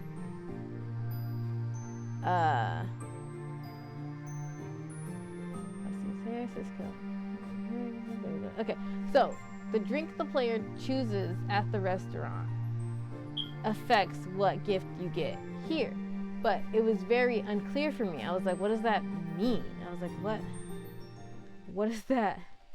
What does that mean? But now I know what it means. The drink you choose is the drink you get. Why did they say that? But yes, I had even like started up a little sticky note on my laptop because I was like, I'm going to figure it out. I'm gonna see what gift I get, and then when I replay, I'll be sure to play it. But it's a little more obvious now that I know it's just the drink. But I'll still double check that, you know.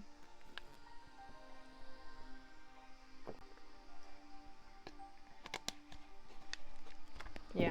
Because no one would clear that up. I couldn't find like what that meant. There was like no guides on it.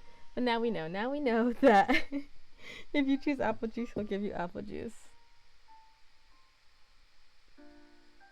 Let's see. Thank you. You didn't have to do that. You're so wonderful. You smiled at him. You're always getting me things. You shook your head at his antics.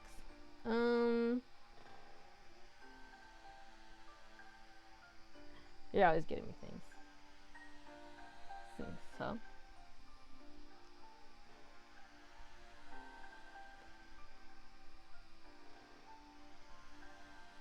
I can't believe we both got each other something.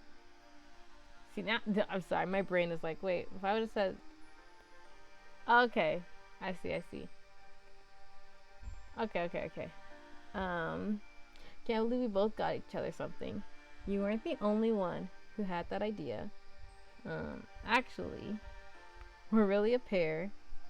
You grinned, ready to unleash your surprise on him.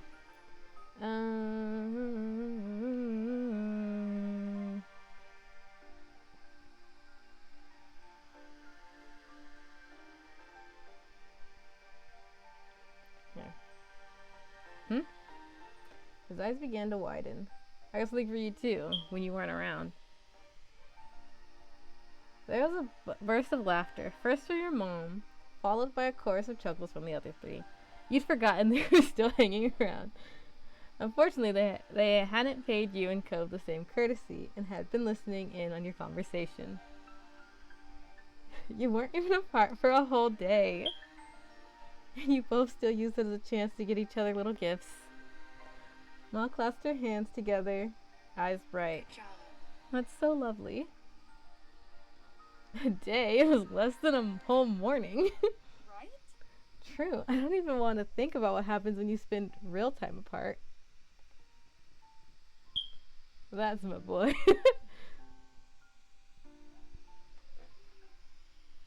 You reached back into the bag where you had first retrieved the box of fudge for everyone, shuffling it aside to take out the other one underneath. You chuckled coolly, aware that the others were still watching you. The first one was for everyone, but that's not all I got. I bought a second bunch of fudge just for you. Cole's face lit up. His grin stretching from ear to ear. The laughter that came from the others, who were fully into your little show, didn't appear to reach him. Seriously? Really? It's only for me? Cove reached out and took the box in both hands, holding it like a precious treasure. Thank you, thank you, thank you. He looked at you with shining eyes. Yeah, Cove likes to eat. You gotta feed the boy. At this rate, it wouldn't just be your little group that knew you'd been treating him. The whole parking lot was going to learn about it. Behind Cove, you could see Mom watching you both with a smile of hilarity. See, this is why he's so attached. You spoiled. You shouldn't make fun, Pam. It's clearly mutual. Besides, I don't hear you complaining when I'm spoiling you. Mom pinched Mom's cheek, making her laugh as she batted the hand away.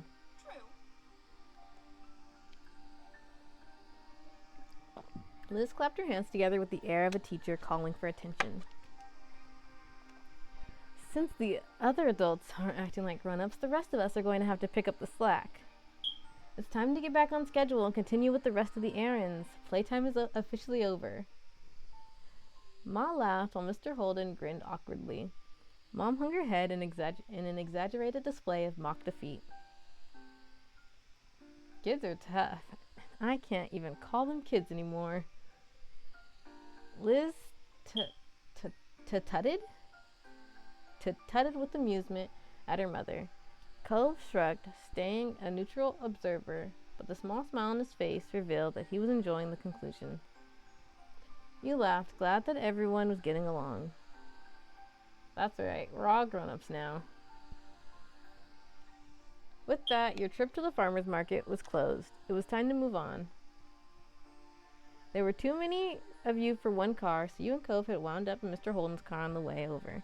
You figured it made sense to do the same for the next leg of the journey. You sat next to Cove in the back.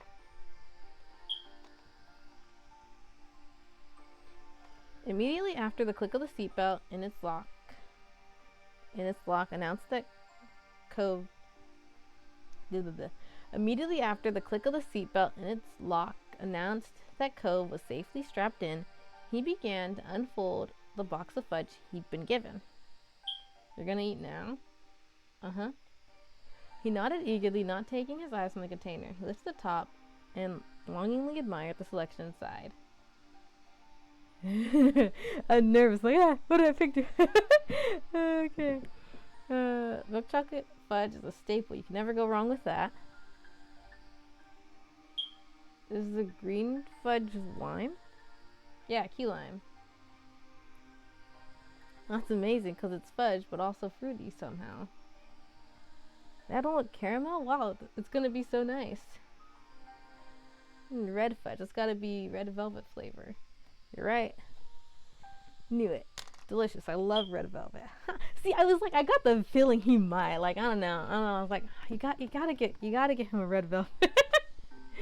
It was a gut instinct.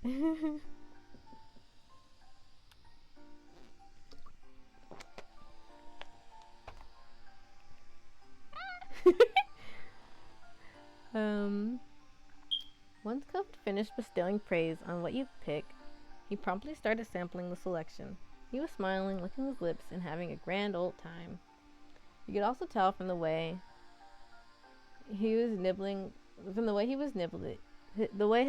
turning into munching, that the box wasn't going to survive the trip to the next stop.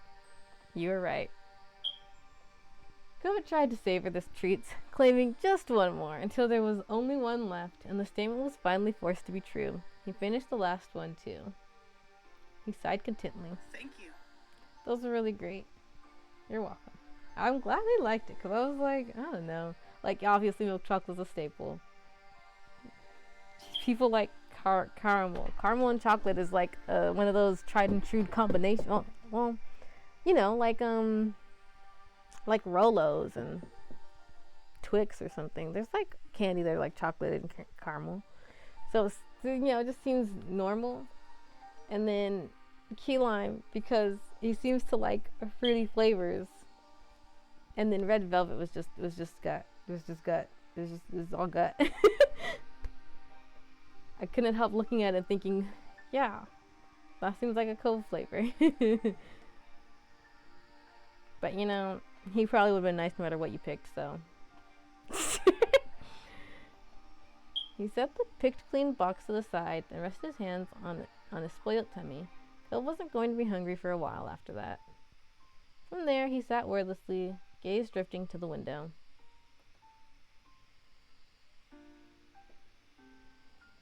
You knew Cove well enough to spot the signs when he was physically present but mentally somewhere else. Or mentally elsewhere, that's what I said. The way he would fall quiet, staring without seeing, the long blinks, all of which he was doing right now as he looked at nothing in particular. He licked his fingers absentmindedly, getting the last of melted fudge off his hand.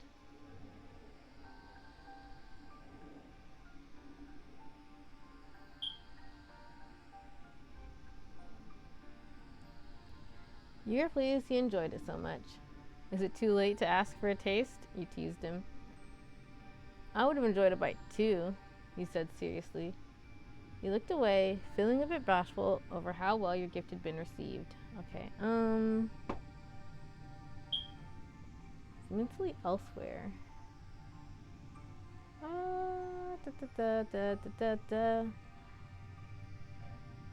It's really interesting. The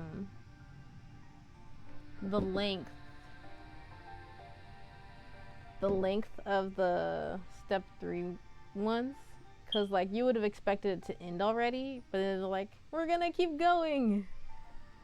But it's not bad, because you know, like, I like the game, but it's just funny because it's like, it's reminding me of I don't even know, I can't remember the guy's name, but there's this video with a song that there's like, and we will live for the rest of our days, and we will. I'm sorry. Anyways, the point is, Ty's filling both of these, so we'll try this one. Cove straightened up at the sound of your voice, his pose stiff. He turned away, hand smacking over his mouth instead. You were miles away for a second. What were you thinking about? Cove idly rubbed at his face. Honestly, I was just thinking about how nice it is to know you. You know, it you know, makes life better and everything. Though he was turned away from you, his eyes were round and sincere. Not that this is a new revelation, but today was another reminder. I'm lucky.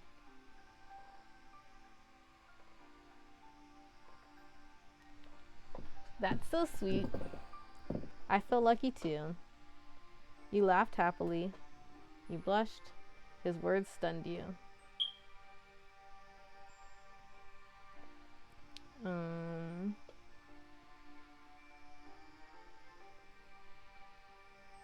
Yeah, we'll have time for that. He peeked at you from the corner of his eye, still too shy to look at you directly. You smiled at him affectionately, eliciting an equally caring smile from Cove in return. You guys, Mr. Holden's in the front. You felt content, secure in your relationship with Cove.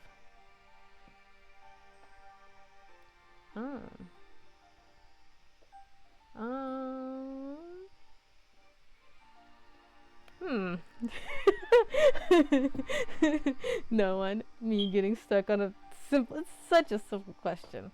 It's so simple. So incredibly simple, really. Is the internet really? Sorry. Yeah, okay. Okay. What would Ty do? Would he drink his drink immediately, or would he save it for later? Is it cold? if it's still cold, he would drink it immediately because they still have errands to do. But you know what? They've been walking about for a while. He probably is thirsty now that I think about it. They've been walking about doing errands, and I don't think they stopped to eat at all. So yeah, maybe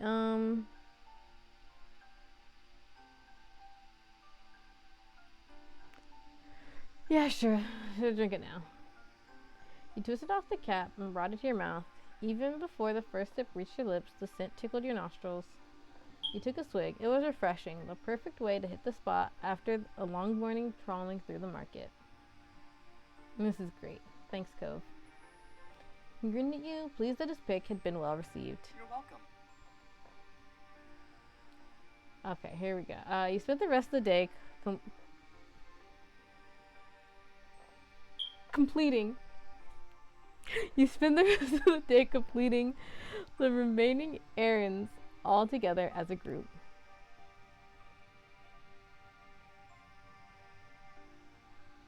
You had enjoyed your brief independence. You were glad you'd close the day with everyone. Yeah, we'll go that one.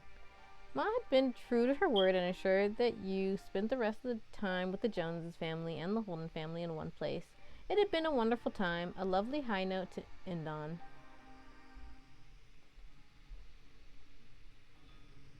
Okay, we'll hit the save. We still have time. We have time for another one. So here we go. On to talks. I don't know why I said it like that. I like this room. I'm going to steal inspiration for it when I have to remake Ty's room on The Sims. Remake because the computer that I had made it on broke. And some of the files were saved, but not my files. But yeah, I had made my character's rooms. I was like really into trying to build on The Sims. And I was making character rooms, and like this is kind of similar to Ty's room anyway, but like actually it's pretty similar, yeah. But like it's also a little different, and it's hard though because I'm mishmashing his room with another character's room, but it's a little different. But see, he does have this. He has a shelf somewhere with a picture of his mom, but like I don't know exactly where. I think about it. 'Cause I don't want it to be too high up, but this is like really high up. But this is like really low down. But like I think it's a little high up because, yeah. Anyways, let me carry on. I mean, like that's the point. That's the point. I feel like the cool thing that I can do when I play this game is talk about my characters.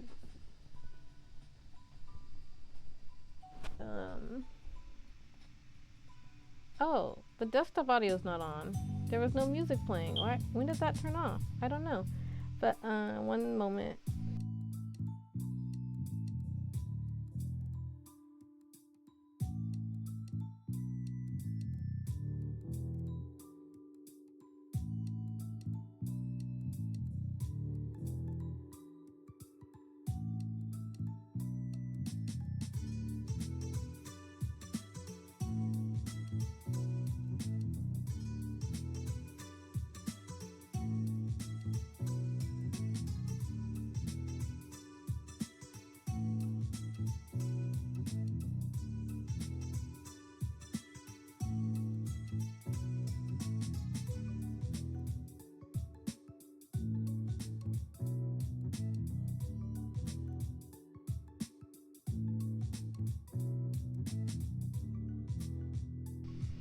Okay.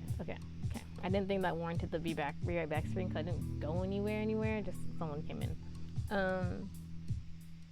Another placid.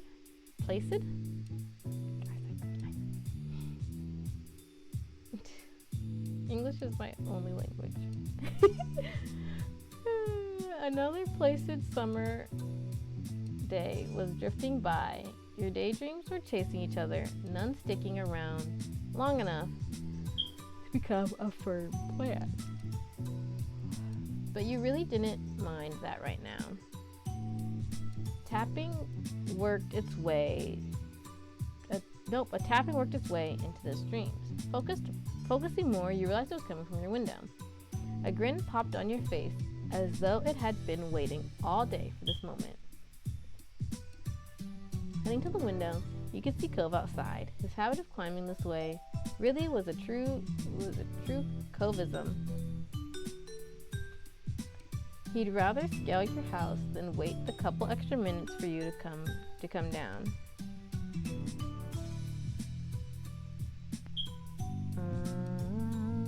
You stood aside, giving him some space. You held out. Sorry, I thought I saw something like just drifted by right here, but oh, it's a little like speck. You see that? It's just like a little speck like in the room. Completely caught my attention. I was like, whoa, what? You guys familiar with phasmophobia? Because right now it's making me think of those, what do you call it? There's a specific type of evidence for a type of ghost, and it's like the little ghost dots. Okay, so decide to give him space. You held out a hand to him.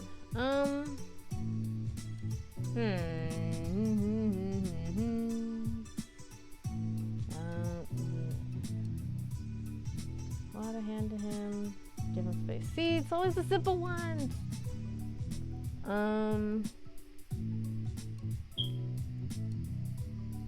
I realize that, there's like studious and sporty, and I wonder if this is one of those options that like decides that, like, if you let him do it himself, will it be more sporty? Okay, but what would Ty do? Well, he does it all the time. He comes in through the window all the time. He knows what he's doing. Okay, well,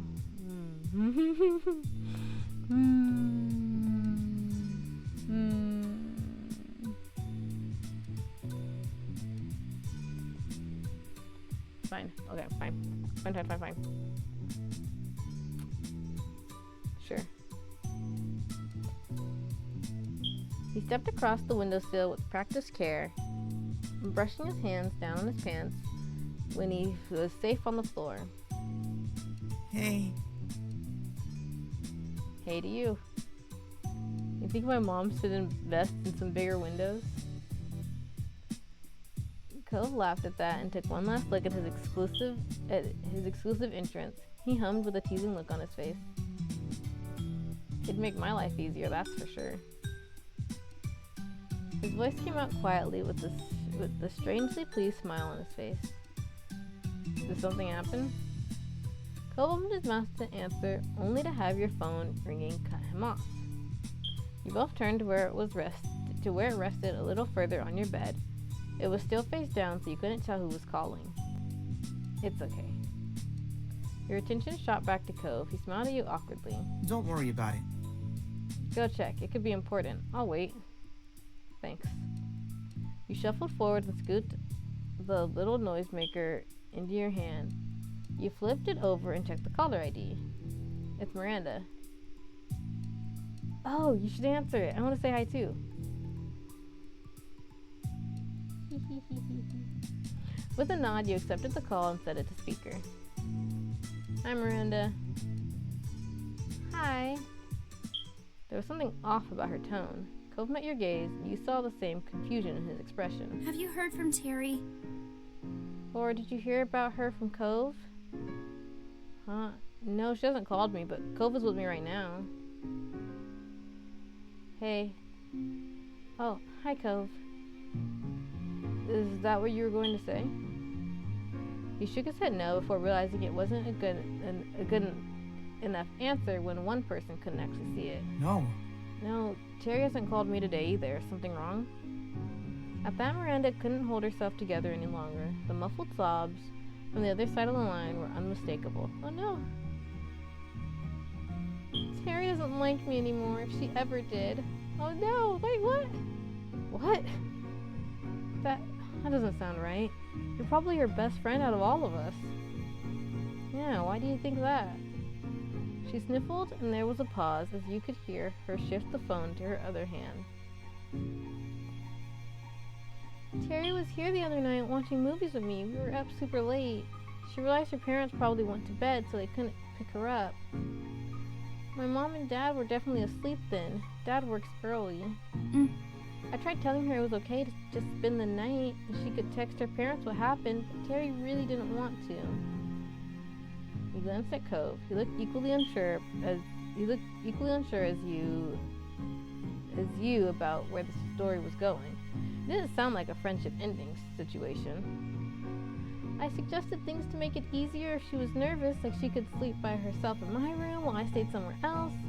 Yeah. And I said we didn't have to sleep at all. We could have kept watching movies until one of our parents woke up. I wouldn't have minded. I know not everyone can do sleepovers, but Terry wouldn't even tell me what was really wrong or what I could do to help. I thought we could tell each other anything. I guess I was wrong. Did she stay in the end? No. No. We got too loud in the kitchen and my dad woke up. He offered to drive her home when he heard it was wrong. She texted me apologizing for my dad having to do that when he needed rest, but that was it. She isn't talking to me anymore. You could hear every bit of the tears and heartbreak in Miranda's voice. This continued to be a shock for your neighbor. But Cove recovered and spoke gently. I'm really sorry. I mean, There's no way Terry wanted to make you feel this bad, or that she's just done with your friendship because of this. Miranda's sniffling continued. You hoped she had plenty of tissues handy. See, because I didn't have the DLC, we didn't do a sleepover.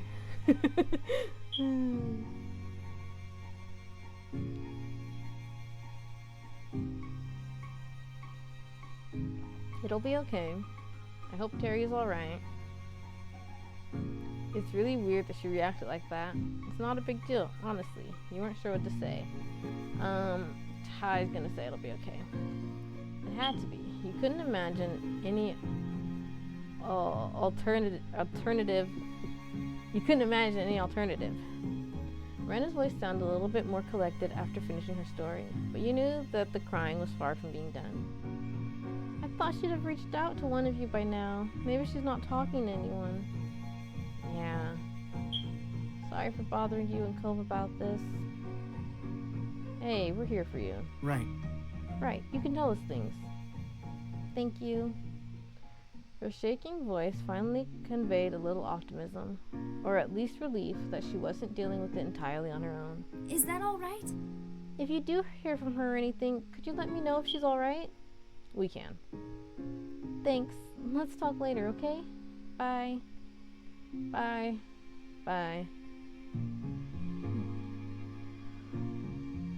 That didn't really seem like an especially productive point to end the call, though you also aren't sure where to go from there. Looking at Cove, his face seemed as lost as yours. With no alternative, you hung up and put your phone back on your bed. Cove crossed his arms, a frown creasing his face. He began to pace the length of your room, clearly trying to put the pieces together in his head in a way that made sense.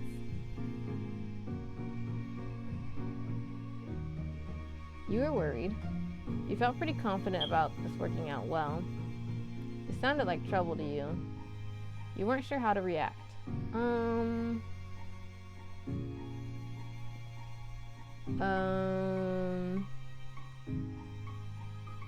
okay, let's see.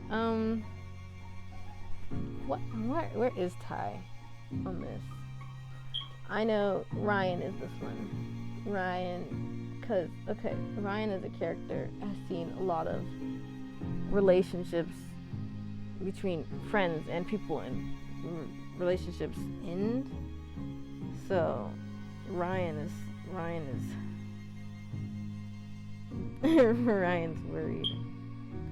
But Ty, I mean, it probably work out, but is he going to be worried? Might be a bit worried because she did get home safe. She hasn't said anything yet, but maybe she's still sleeping, or maybe she was busy today. But you know, these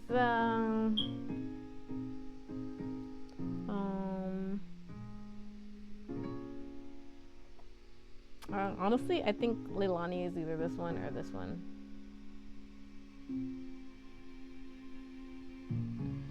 Okay, we'll just say this one for now. Biting inside your cheek, you stared at the ground. Hearing Miranda so distraught like that was not easy. What about Terry? The uncertainty was tearing you up. state of your head before learning this was not helping you now. The empty state of your head was not before. Okay. You couldn't put two thoughts together. And flopping back onto your bed, you stared into space. We should probably try calling Terry. Cole's voice managed to drag you back to some grounding. He'd stopped pacing, but you still saw a perturbed look on his face. Yeah, I'm worried about her too. You bounced up and moved to his side, ready to act on whatever plan you two could come up with. Cove started with the easiest thing. He pulled out his phone and called Terry. Cove let it ring and ring and ring. Did I ever say it 3 times? Cove let it ring and ring and ring and ring. Terry didn't answer. There wasn't even an option to leave a voice message. Your shoulders slumped, and Cove looked even more troubled, if that was possible. He turned to you for some lifeline. He turned to you as if for some lifeline. Did you try calling? I'm gonna send a text, just like, hey, I was trying to reach you, call me, or something. Yeah. You took up your phone once more. Unfortunately, after another set of interminable rings, the line went dead. No answer, no voicemail. Hanging up, you saw Cove visibly deflate. He rubbed his arm, eyes distant, openly struggling with the whole affair. I don't like this. We're fighting, we barely know anything, and we're supposed to just wait and see? Despite it only being a minute since he texted Terry, Cove checked his phone again. He was desperate for progress, for something.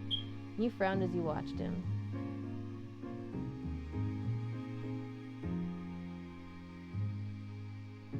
You need to try to relax.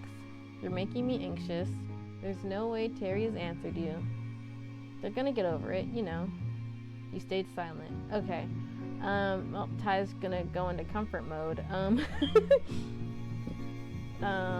don't know. I'm gonna get over it, you know it.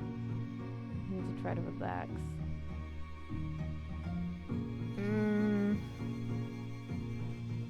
We'll go.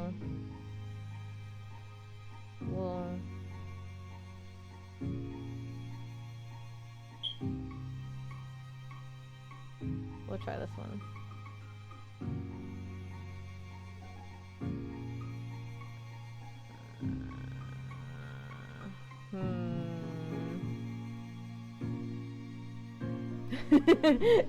I'm not cheating. It's okay. I have to make sure it's accurate. Anyway, Cove stared hard at the screen as though he was trying to will a new message to appear. As your words sank in, his gaze slid over towards you. Just a little bit? Come on, you're working yourself up. Closing his eyes, he took a deep breath and released it slowly. It wasn't much, but you could see him ease up slightly. Yeah, you're probably right. Cove was still gripping his phone with both hands as though it might fly away if he let go. He looked to you with almost painful earnestness. Well... What do we even say if we do hear from one of them? His pacing resumed as he attempted to answer his own question. We should probably tell them to talk to each other instead of only us, maybe. He slowly came to another halt, like a gear winding down.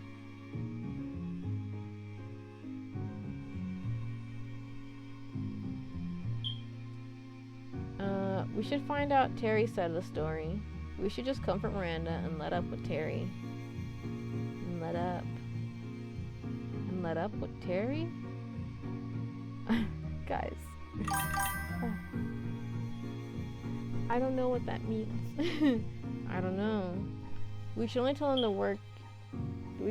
tell them to work it out between themselves. That's it. You wondered why you always had to come up with things. Okay. We should just what is... Hang on. I gotta look this up. What does it mean to let up with someone?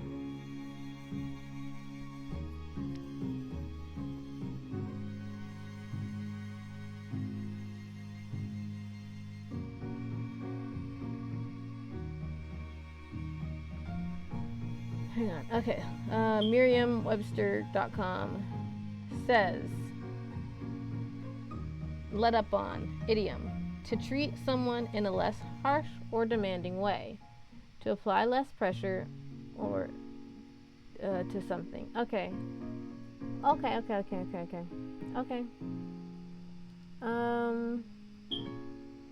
Yeah, it should be one of these two. I think Ty would want to do.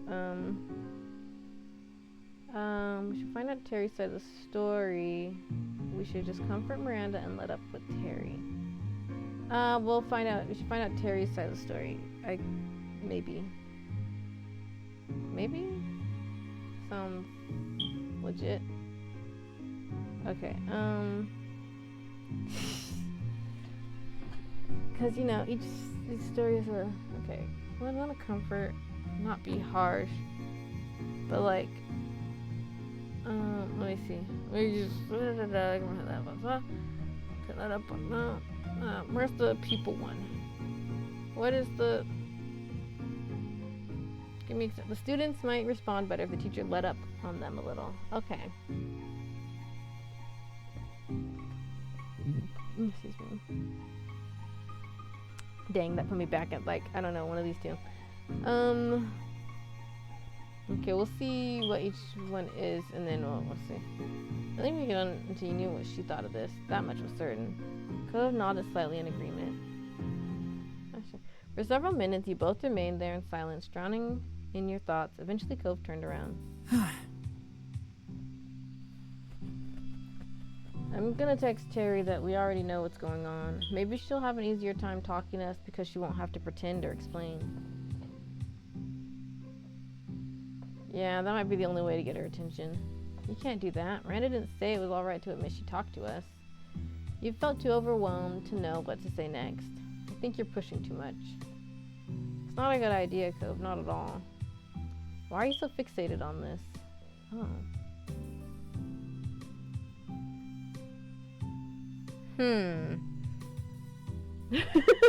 Now I'm like, huh. Give me a second. What if I say this one real quick? The ball was in Terry's court now. Waiting was the only option, but being there for Miranda, that was something you could do right now. Cove nodded slightly. For several minutes, you both remained there in silence, drowning in your thoughts. Okay, so it's gonna have the same one, right?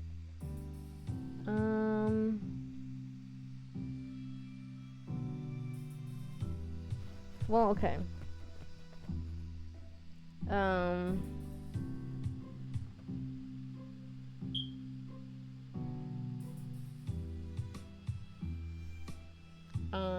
Give me a second. I'm thinking about this, because, okay, as we know, Ty...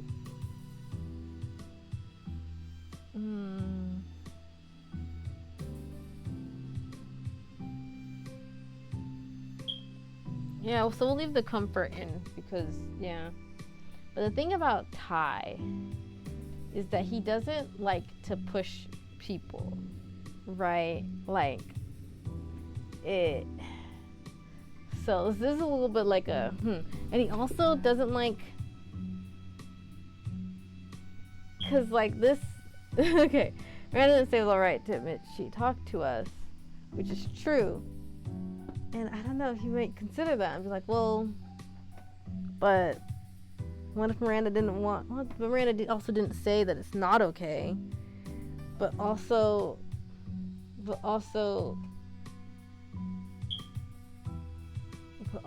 if it pulls Terry away from it? It might make it easier for her to... Because I don't know.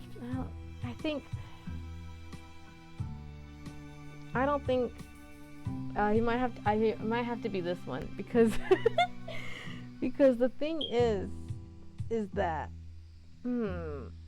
Ty is still a bit of a people pleaser, right? And he doesn't know which is the right. These are like three different people involved in this one, right? So like,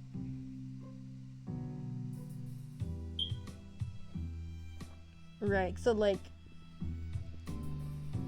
Miranda is worried. She did ask us to let her know if we hear from Terry at all. She's like, oh my gosh, Terry doesn't want to be my friend anymore. So that's one whole concern. We heard Miranda's story, and yeah, so that's one thing. So now now it's like, okay, well, how's Terry doing? We don't know. No one's heard from her since last night. She's not responding. What's most comfort for Terry to make her come out of her cave if she's all right? But you know, that's like when, yeah, we know.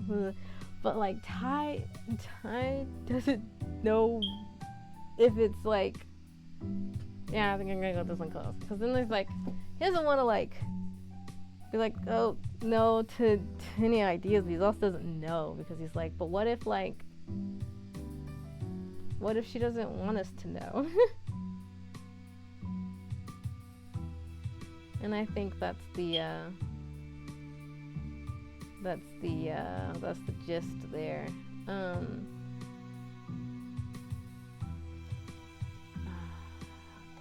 a little bothered by how behind this is. Okay. Okay.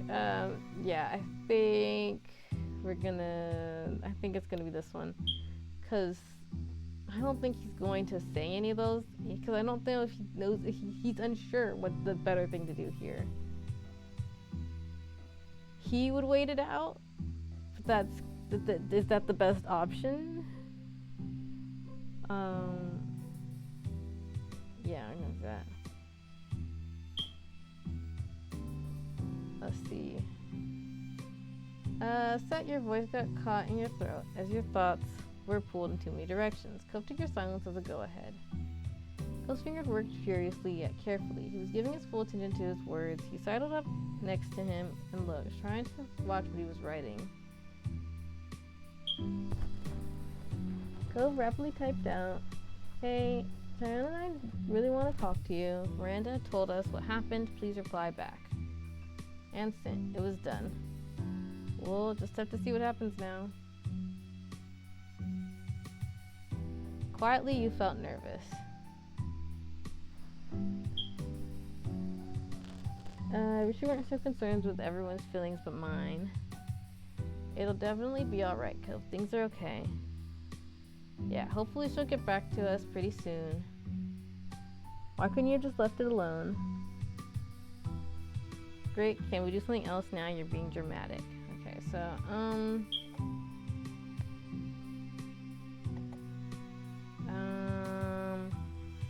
I think he does feel nervous. He's just like, yeah.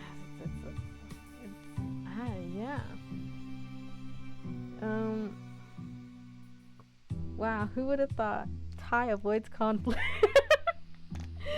Conflicts make him uncomfortable.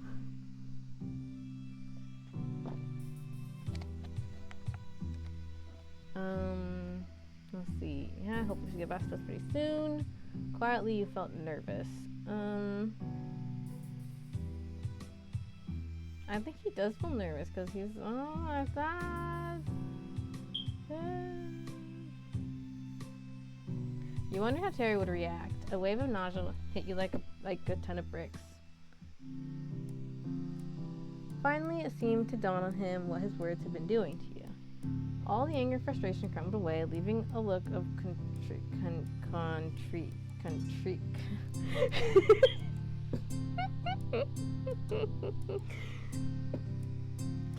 I have no idea what this word I'm looking at is. I have to break it up into parts. I know, okay, if we break it up, reading is hard. If we break it up, so we know this part is shin, right? Because it's like contraction ends with T-I-O-N. Shin. Contrition. I can read. She can read, she can read, she can read, she can reach his blind. She can read, she can read, she can reach his blind. I miss Guitar Hero. Leaving a look of contrition in its place. Put his phone away, made an effort to smile, but it was meager, and did nothing to conceal the sadness in his eyes. I'm sorry. I never know what to do with this kind of thing. Maybe we should just forget about it?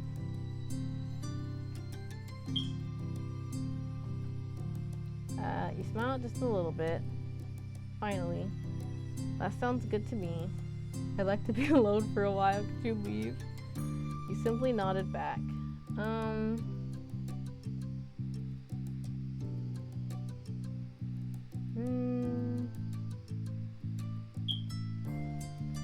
Kai doesn't like showing that he doesn't feel good. Let's see. Made an effort to smile. Okay, he'll try to smile back a little.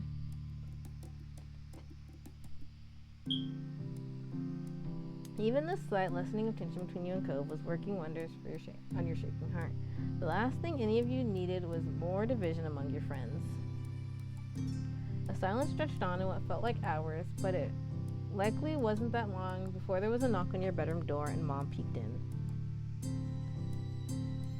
Just wanted to check in on you. Oh, Cove, when did you get here?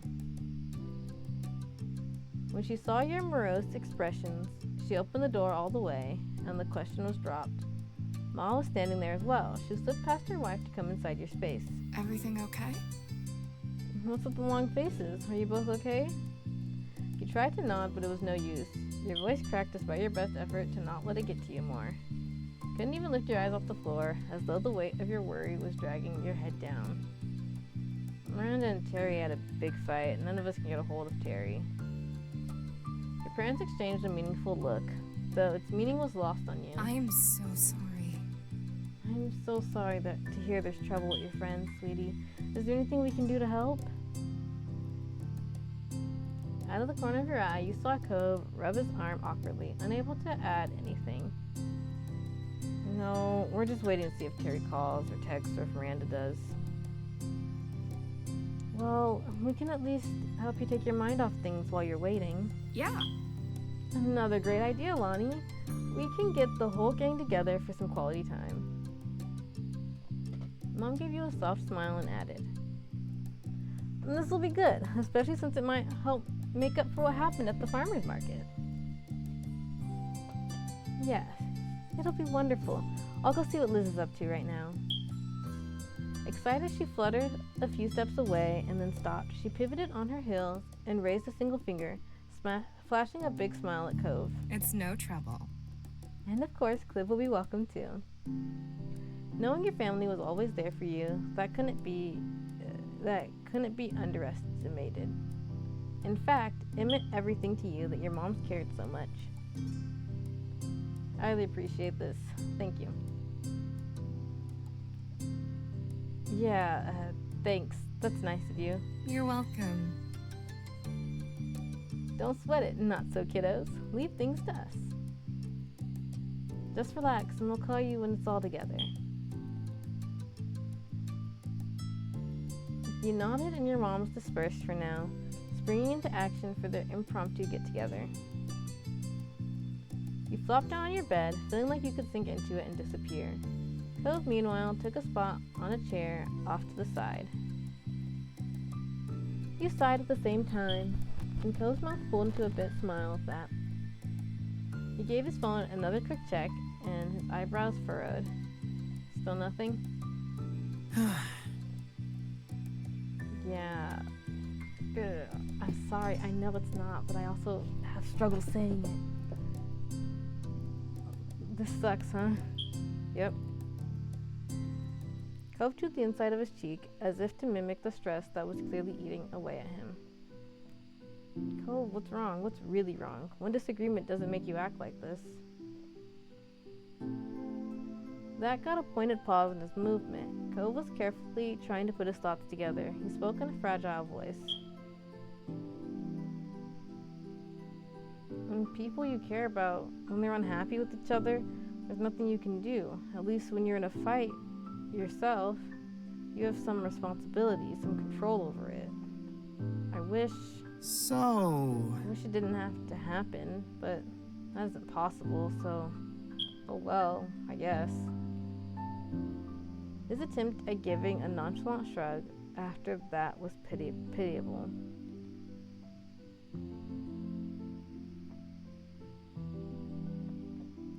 Yeah, it makes me feel horrible too. True, but you're right that it can't be helped. It's whatever. Other people can do what they want, right? You stayed silent.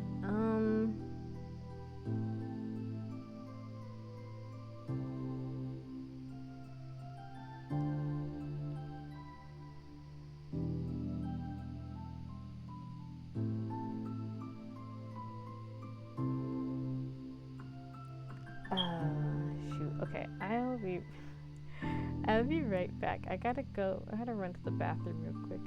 Apologies. Da da da da. Bada bada bum bum bum. Nope. Bum bum bum bum bum. Bum. Okay. Nope. I know what I'm doing. No, I don't. Yes, I do. I'll be right back.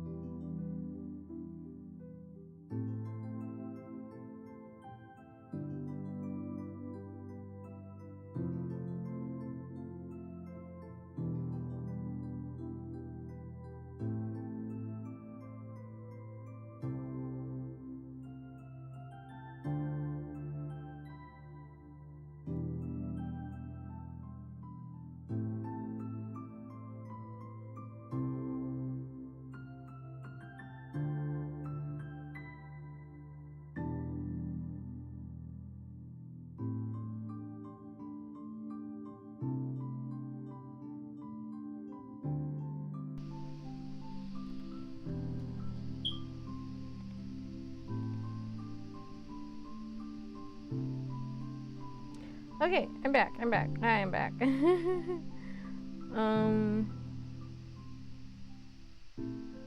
Right.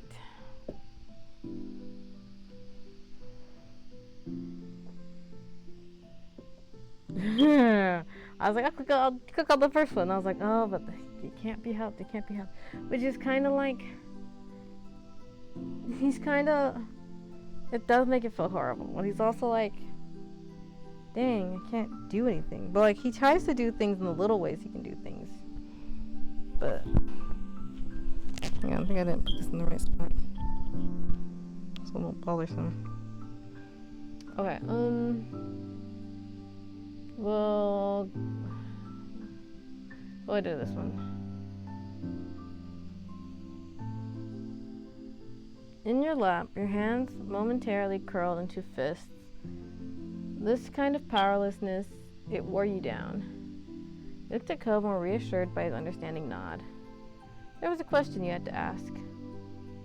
Is it because of what happened with your parents? Cove ran a hand through his hair, a strange smile spreading across his lips. For him, this pain struck close to his heart. Just as quickly as it had come, his smile was gone, lost amidst his faraway gaze. Same for Miles and Ryan. I mean, I feel like it would kind of stress Miles out, but I think he would actually hand it better a little bit than Ty and Ryan would. No, because not really. Because for Miles, his main conflict is that he just thinks people are gonna get tired of him and leave. He has blamed himself for his parents' separation, and then and so the way he goes about things, he's like, now I am the problem.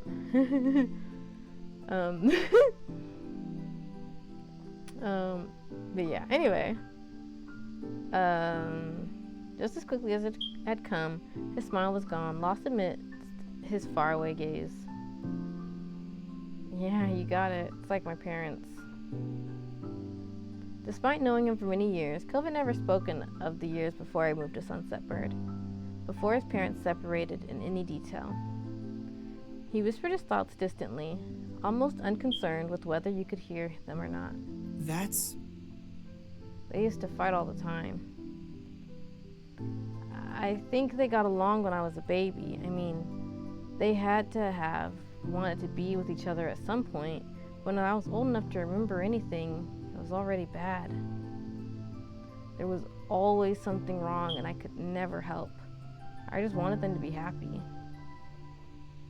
You tried to imagine your moms breaking up, and the very idea scared you. But Cove had endured that for real. I'm sorry. Ty, don't worry about it. Despite that revelation, Cove gazed at you reassuringly. It's not like that anymore. Things are so different now. I don't even really think about it. Again, the sorrow reasserted itself. When he continued, you could barely hear him. Though, I guess it's pretty obvious I haven't forgotten either.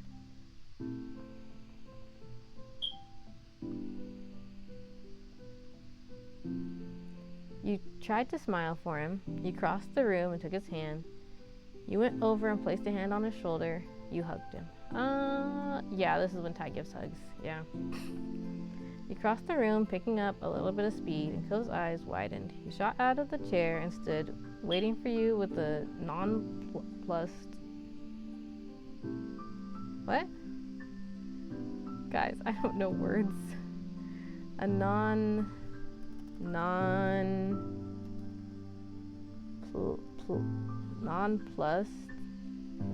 Here we are on Merriam-Webster-Dictionary.com, or Merriam-Webster.com/dictionary. Nonplussed. I thought the sound would say it. Okay, well, it says unsure about what. Nonplussed. There it is. It cut me off. It took so long, it cut me off. Unsure about what to say, think, or do. Perplexed. Oh, okay. Not bothered, surprised, impressed or something. Okay, those words are slightly different. Wait. Why are there two slightly different meanings? Okay, well, anyways, I get the gist. I get the gist now. You crossed the room, picking up a little bit of speed, and Cove's eyes widened. He shot out of the chair and stood waiting for you with a nonplussed look. I already forgot what the word was. When you collided into him, wrapping your arms around his middle and knocking the air out of his lungs, all mystery was gone. Cove squeaked. Oh, He returned the gesture longingly. Exhaling, you pressed your cheek into the warmth of his chest. The tension stuck inside you, released like a river flowing into the ocean that was Cove. The firmness of his hold told you Cove didn't plan on letting go anytime soon. You both needed the comfort and closeness for just a little bit longer. When he finally did, the two of you took a seat again, but this time side by side on your bed. well, Today was a lot, huh? Yeah, it was.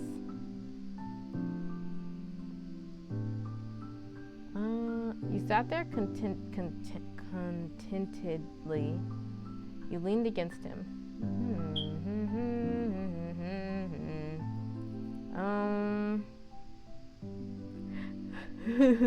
The want to open up my script real quick, but I won't do it. I won't check.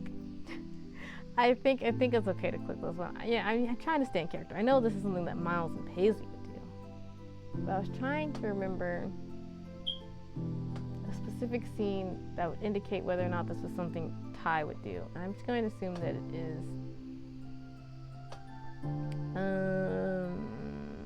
Resting the side of your head on his shoulder, he glanced up at his face. Cove watched you affectionately. In that gentle gaze, you felt like everything was going to be okay. No matter what happens, we can make it work. His mouth pulled into a bent smile at that. You chuckled, resting your head comfortably back on his shoulder. me too. I think so too. Oh, I kind of like how that looks. So we just zoom. Nope, that's not the after. And for a while, you stayed like that. A comfortable quiet fell between you, and the sun fell with it. The warming calm ended when Cove gasped sharply. You spun, half expecting to find him nursing an injury, but instead, you found him staring straight ahead. What? Oh my god. I think my phone just vibrated. Check it out. Right. He patted his pockets, fumbling in his panic, and yanked the phone out. The force of the action nearly catapulted the device out of his grip entirely, but he caught it just in time. His eyes honed in on the screen. It's Terry, thank God. She said she's sorry. He looked back to you, eyes wide, as his nerves started to fray once more. What should I say?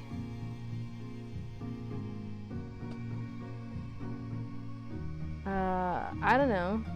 Give it a second. I need to think. Tell her to call us. Ask her what's going on.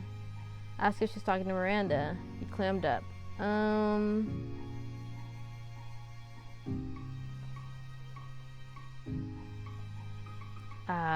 Okay. I'm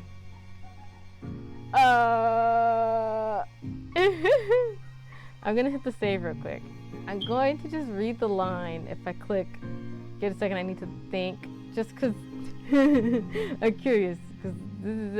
But I think I'm leaning towards one of these two. Tell her to call us. Ask if she's talking to Miranda. What's your phone? Okay, well, we will tell her to call us. Ask if she's talking to Miranda. Tell her to call us. Okay. He flashed you a shaky smile as he began to type. You suspected that he had a similar thoughts himself, but wanted the reassurance of a second opinion. Cove's phone buzzed nearly as soon as the message was sent. Ah, it's Terry again. She's talking to us. She asked about what Miranda said, but wait. You leaned in, watching the conversation unfold on Cove's screen. Right. She's gonna actually call. Cove held his breath as you waited. Though he was good with people, he'd never been at ease managing conflict. His phone rang out. Cove jammed the answer button. He switched the phone into speaker mode, allowing you to participate in the conversation. But despite his immediate reaction, his voice lacked the same resolve when he spoke. Hey. It was tentative, a white flag fluttering in the wind. Tyrone is here too. Hi, we've been worried about you. Hey. Hey, buddies. Terry's voice was barely recognizable with her usual quick patter and energy. Are you okay? I don't know. Probably not. I feel like I do her voice a little bit more Rainbow Dash, to be honest. Like, we'll figure it out. We'll figure it out. Cope tensed, his free hand coiling into an anxious fist. Can you talk to us about what happened? Don't you know already? Miranda explained some of it, but it doesn't make sense to us. You heard Terry sigh over the phone as she unburdened herself. Pretty much, I was at Randy's house. We decided to watch some movies. She super liked that I'd never seen. Some movies she super liked that I'd never seen before. Turns out there was a lot of those. We watched one, then another, and another. We were having so much fun. Each time one finished, she had another one to share with me. I didn't really think about the time. I only wanted to say yes to Randy and watch her movies. She spoke wistfully, but her words were full of affection. It was Randy, you know? I wasn't thinking about my schedule or what time it was. I get it. Then I finally saw the time, and oh no, it was way too late. I already knew I couldn't stay. She took a deep breath, her voice becoming softer when she resumed talking. I was so stressed out. I just couldn't deal with it. Miranda wanted to help. She kept coming up with ways to make it better and trying to figure out why I was so upset and stuff. I was trying to answer her questions, and there were so many, but I couldn't really answer all of them. I didn't even know why some of her ideas didn't work with me. It made my head ache, and I still had the first problem, and Randy there trying to help, launching all these questions and suggestions at me faster than I could even think. She gulped audibly, sniffing. I got frustrated and I told her to just leave me alone, but then she wanted to talk about why I wanted that, and we started having a fight in the kitchen. It woke Randy's dad up. We told him about how I wanted to go home, why parents couldn't get me, so Mr. Eckert offered to do it. That's nice of him. Terry groaned. I know. I accepted because I definitely couldn't stay then, not after throwing a racket and turning it into a big deal. But I felt awful and embarrassed. Why did I yell at Randy and hurt her feelings? And I made her dad lose sleep by waking him and having to drive me home. What do you say after that? I have no idea. I don't know where to start. And I don't want to make it worse by saying the wrong thing and fighting again. So I'm not talking. Terry, Randy isn't mad that you didn't want to stay or that you fought. She just feels like she just wants to feel like you can talk to her. I mean, you can say whatever you want. She'll listen. Not talking to her at all is pretty much the only wrong way to go about it. Terry lamented mournfully on the other end of the line, but he had a point. Unless she faced Miranda again, there would be no resolution. He looked at Cove, hunched over the phone, staring pensively into it and searching for a solution. This couldn't be solved with the other key party missing. But what if you brought them in? Your phone was still free.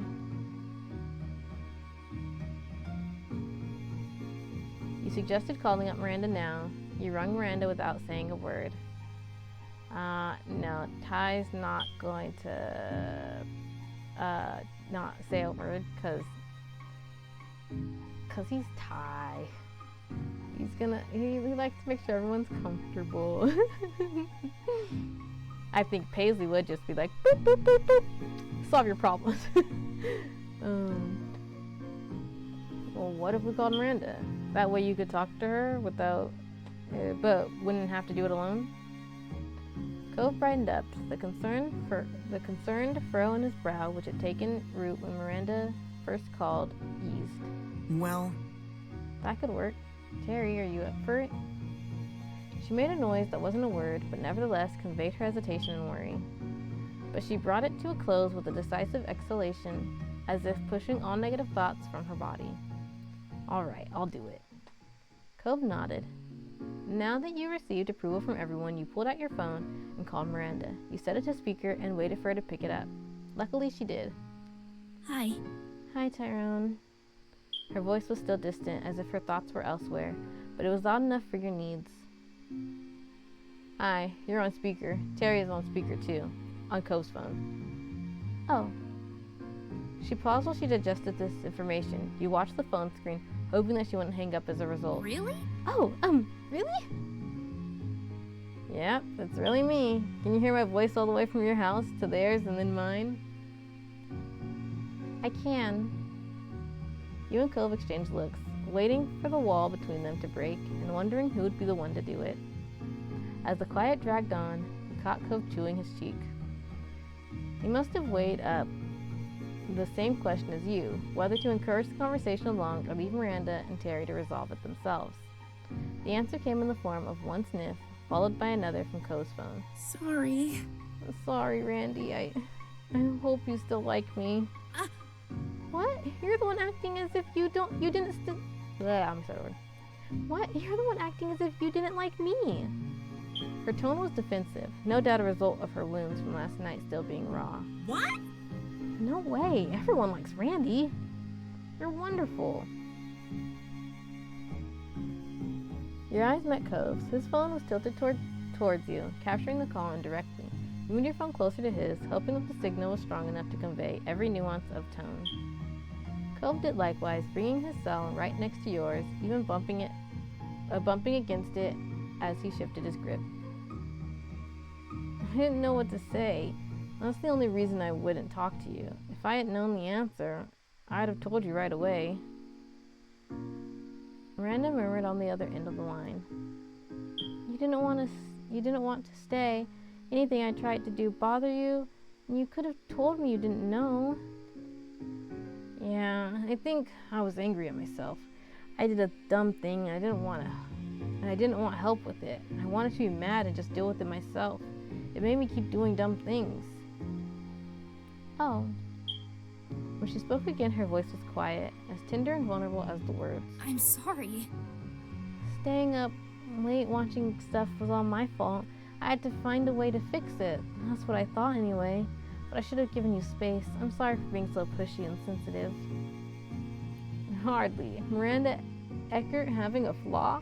I've never heard such a crazy thing. Miranda let out a ghost of a giggle. Cove cleared his throat. Maybe you should call each other now? Sorry. Sure. Can do. Thanks for giving me the kick in the butt to do this already. Randy Mandy, I'm gonna call you right now. Bye, Ty and Cove. She hung up after squeezing in another quick bye, though not giving you or Cove room to respond in kind. Miranda laughed, the noise tinkling gently like wind chimes in a summer breeze. You're really nice. Thank you for listening and helping. I'm gonna hang up now I'm gonna hang up now so I can answer Terry's call. Bye. Bye. Good luck. Bye. Talk to you soon. Miranda hung up, still chuckling softly as your call ended. The room felt emptier without the other voices in it.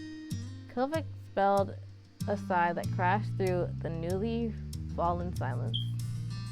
He dropped his arms to his sides, letting his head hang down like a puppet at rest. Thank God. They shouldn't have involved us in that. I'm so relieved it's okay. You were simply happy your friends had made up. The day's events had drained you. You were content now that Cove seemed at ease again. I'm so relieved it's okay. Cove scratched at his face, his expression cloudy. I think I need to find better ways for dealing with conflict because that was awful.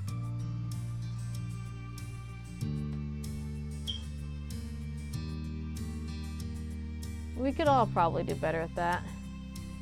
I think you did okay given the circumstances. Yeah, I think that would help. You didn't comment. Ty's a we could all type of person. Or, well, well, I've stiffened myself. Stiffened? I don't know. You did okay given the circumstances. We could all probably do better at that.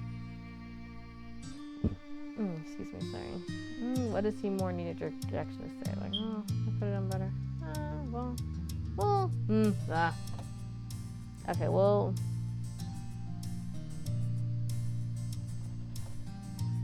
Okay, we'll try it.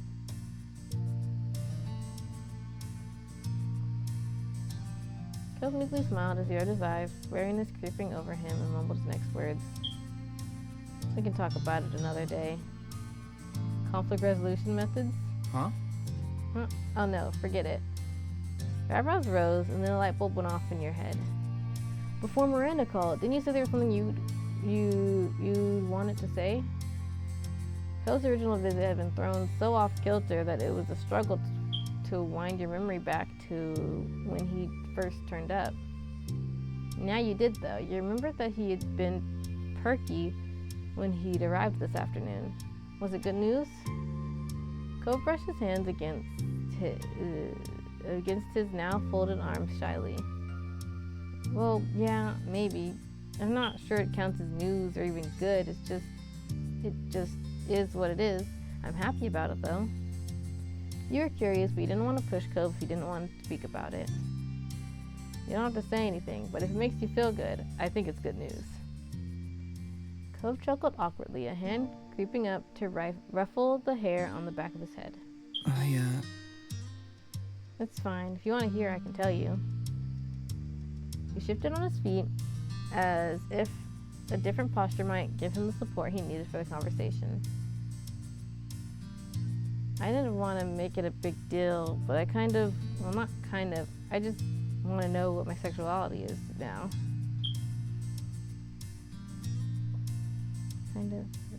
No, I just know what. I can totally read. Oh. A real subject change, huh? He chuckled. True, it was unexpected, but you were excited that Cove had come to understand himself more, and glad he wanted to share that with you. That's great. Tell me more. Cove drew a breath, straightening up. Hey, I'm demisexual, so, most of the time I don't really have those types of feelings, physical wants and stuff. It's only in some situations when I'm already really emotional and romantically connected to someone that I start to ever think about anything sexual, and it's only with them. I hadn't heard the term until pretty recently, and it just made a lot of sense. Once I knew what it meant, I had a word that fit how I felt. Yeah. And I'm panromantic, because I never had a preference for specific gender or anything. So, yeah. That makes sense. Cole looked down at the floor, being so open and direct about a matter that personal, which you were sure he'd spent a long time trying to figure out, seemed to be kind of weird for him. Despite that, there was a small, proud smile on his face, and when he looked up again, his gaze was steadfast. All this talk of Cove's sexuality made you reflect about your own.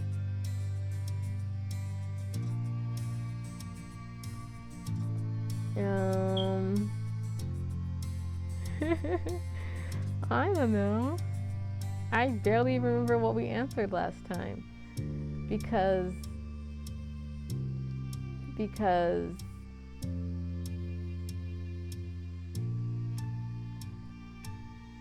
the thing is, I still don't know if Ty thinks about it.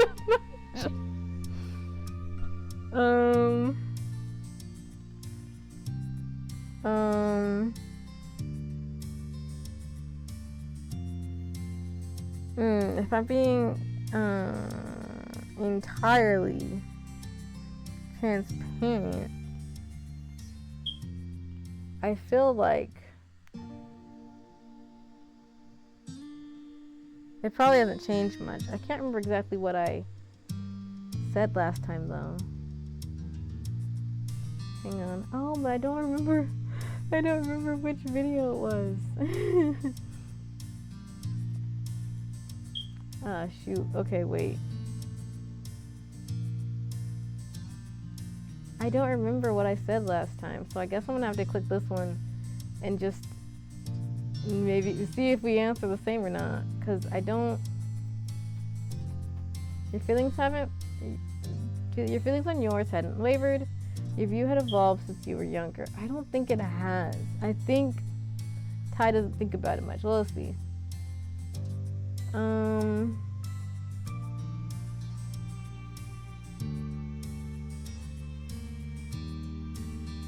The way I'm already like, I don't know. What? Shoot.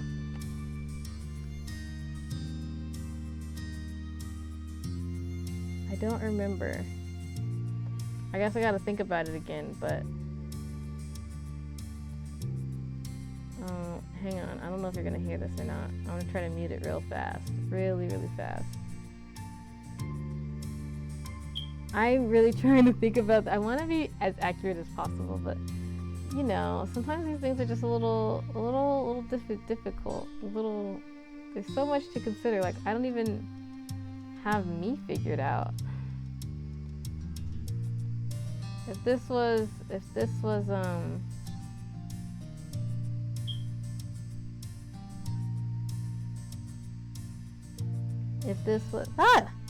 sorry.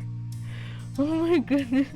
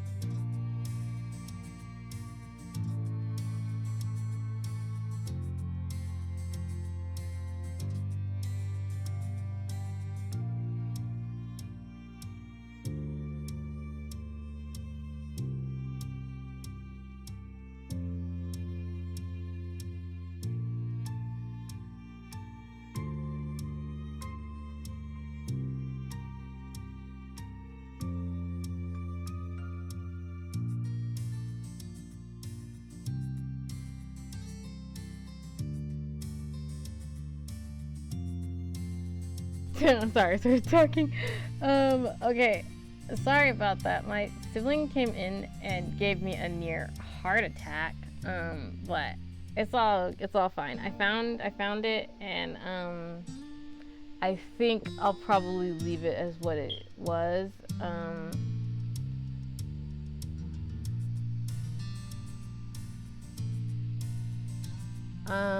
Oh, maybe I should change that one.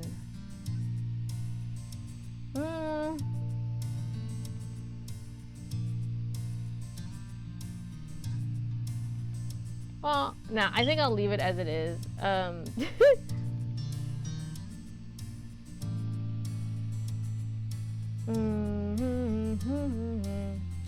Cause, okay, so what it was last time, I guess I'll just click through and show. Cause what it was last time, it was this one. Only seem to feel physical attraction in specific cases and situations. Only seem to feel romantic attraction in specific cases and situations. And then for this part, it was this one for all of them, that you found them attractive, but you hadn't thought about being with. Wait, is there more? Yeah, wait, how is this question formatted? Romantic relationship. Yeah, so I'm not sure if that should change, because I mean,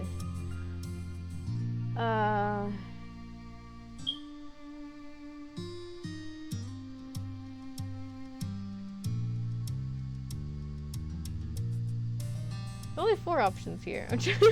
Sorry, I'm clicking back and forth where I found it. Okay, so, well, cause originally it was this one, because Ty doesn't think about it. It's like not literally, it's like literally, if it happens for him, you know? So like, he doesn't like, but like, I think at this point, it makes sense because of the state of their relationship.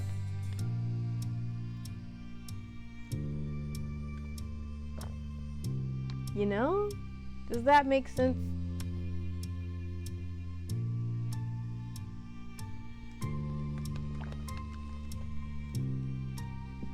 So maybe I'm thinking I'll probably click this one.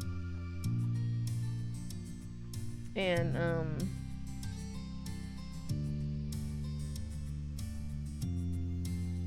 but it's not like everything's off the table. It's just that, I don't know. I think I'm thinking too hard about it, but that's how it goes. I think too hard about it, and then I think hard.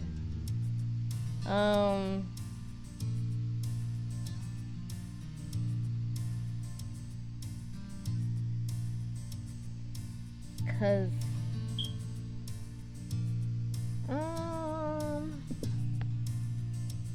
it's not like, should I just leave it? I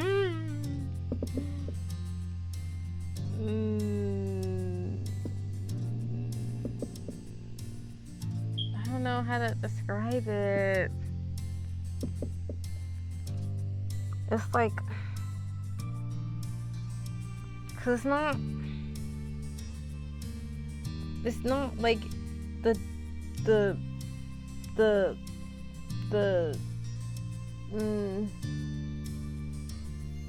it's not the gender specifically, you know, like it's just he thought about being with Cove, I'm sure. Is there like another part to this question? Hold up. If there, well, after that.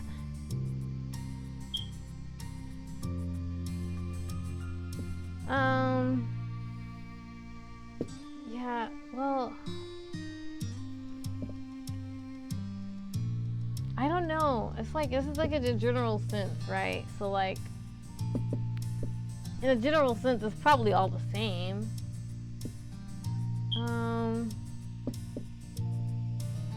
Okay, wait. What is the real difference between these statements? Hold up.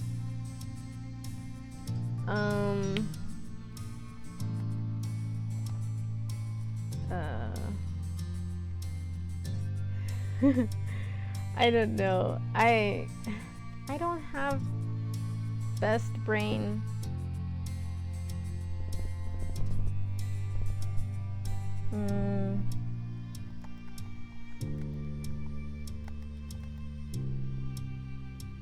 I might just rewind and be like, yeah, well, it's the same.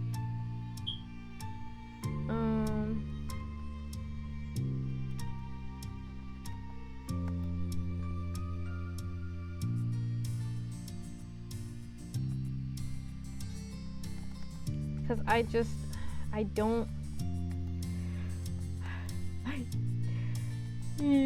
don't fully comprehend. I just don't. Is it still on? Sorry, I have my unstable. Where is it at? Is it still there? Sorry.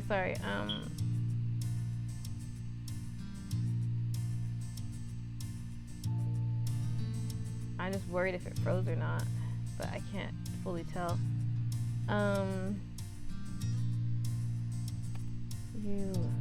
trying to quickly search this, but I can't just copy paste the words and see if there's a more someone has thoroughly explained the difference. And I'm sure there's no thorough explanation, but I think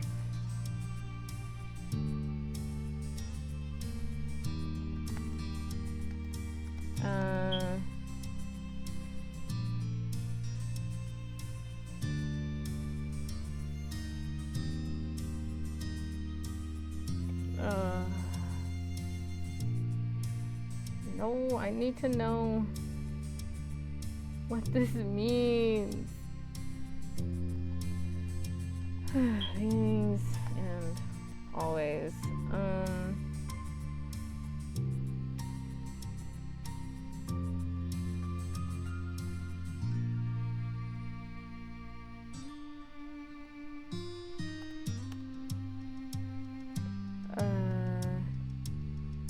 I'm trying to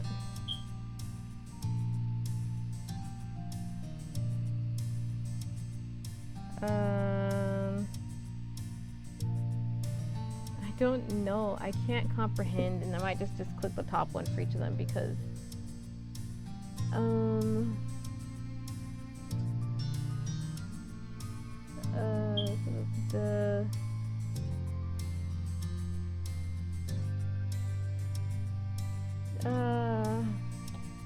I don't think it's gonna be in this Q&A. Oh man, I really wish I understood words better. Okay, well,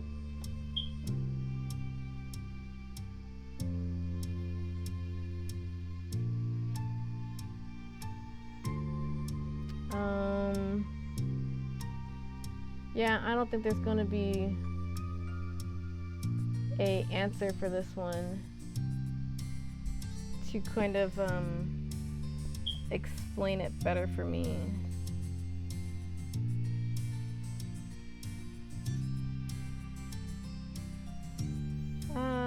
Because sometimes I need more words.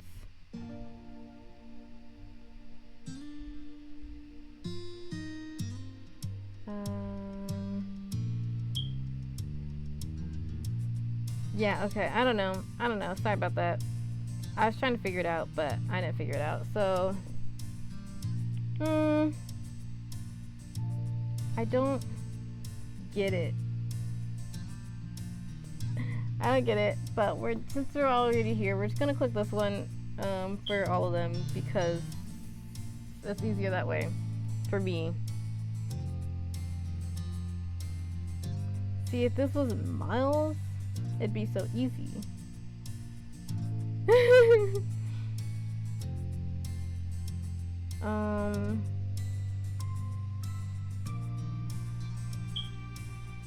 So we'll just click this one because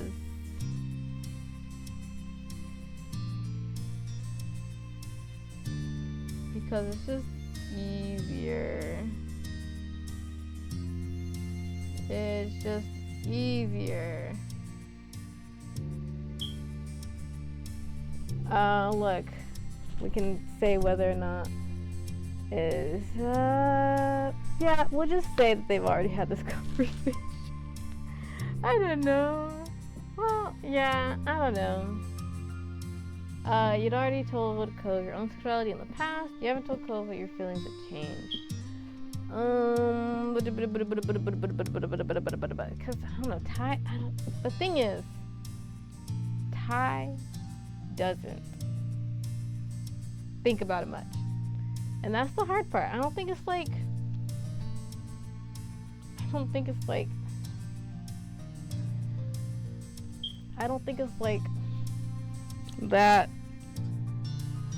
that much.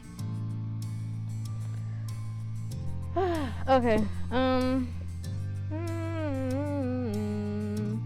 We'll just, because I've stressed myself out thoroughly, we'll just say that it already happened, and yeah, cause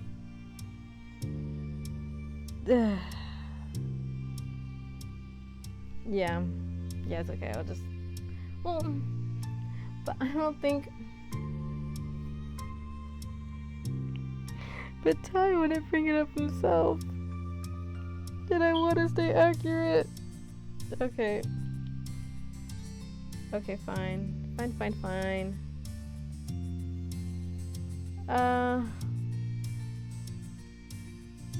It's probably just gonna be like a scene real quick, right? Like,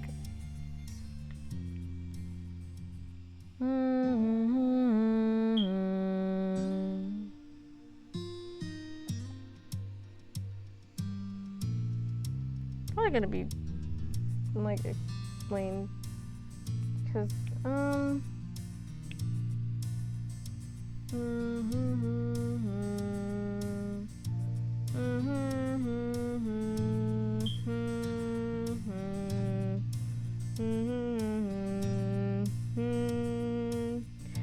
fine, we'll have the sharing circle, I guess. You decided to share that with him now. You didn't want to talk about it. I don't know. Why aren't I using my coin? That's why I'm so stressed out, because I'm not just flipping a coin and letting it tell me what to do. That's the top option. Alright, fine. So we talked about this already. I realized some things since we talked about Zen 2. Yeah, I could definitely. I know. I'm sorry. I've like. I think too hard, and then when I think so hard, I'm like, when I do things, you know, and it's just like, okay, I gotta focus up. Okay. Yeah, I can definitely listen. I'd like to know if you want to tell me. I can read if you want me to. Okay. Articulated, your restrictions, the last case, you had more to say. I'm sorry, I'm still doing it. You didn't. So he does his head like with a smile. I get it. I don't know if it makes sense to say something like, that is cool, but I like that it's great for you. Knowing Lou's doing his best to be encouraging. Thanks for understanding. I'm gonna smile again. It felt good to know the two of you could talk so easily about these things. Phil closed his eyes. A contented sigh slipped out of him as he stretched his arms overhead. Felt his tiredness deep in the marrow of your bones. It had been a tiring day. Not everything was neatly wrapped up for today. At least, you earned a rest. What happened to the get-together with the family? You had some good talks and came out of it not knowing each other, not only knowing each other better, but yourself too. Hey, we should probably head downstairs soon if your moms are still wanting everyone to get together. Yeah, that's right. With the renewed spring in your step, I'm sorry, I got like I could calm a bit now, but I stress myself out with those questions because for some people they just exist, and it's like hard to put it to words. I mean, by people I mean my characters. My characters are people, okay? They're real people. Like Ty is a little more confusing for me because it's so not that much like. Yeah, sure, he has a love interest in my story, but it's just like, it's so underlying, if that makes sense. Like, it's not like it's not obvious or prominent or anything, but it's not like, it's hard to explain. With a renewed spring in your step, you led the way out of your room. You got downstairs to find the others already assembled and waiting. Hi. Hello. Hey. Good to see you both. Hey! Hi. Here we were, trying to corral everyone into a group, but the two of you were already upstairs this whole time. Of course you were together. You paid Ty to stick with me, or did you forget? That statement was meaningless to your family, who looked to each other for answers in vain. Mr. Holden, who got the message loud and clear, seemed embarrassed. He chuckled nervously, rubbing the back of his neck. Ouch, son. You always know when to remind me of that one. I can't let you live it down yet. Can we hear exactly what this secret is? The suspense is killing us. Right. Alright. I'd better get everyone up to speed. He had his hands up, palms out, pacifying his audience, or perhaps holding them up as a shield in advance. The first day I met Tyrone, I'd been worrying about Cope being alone for the summer. Well... There weren't a lot of kids around, and he wasn't exactly on best of terms with me at the time.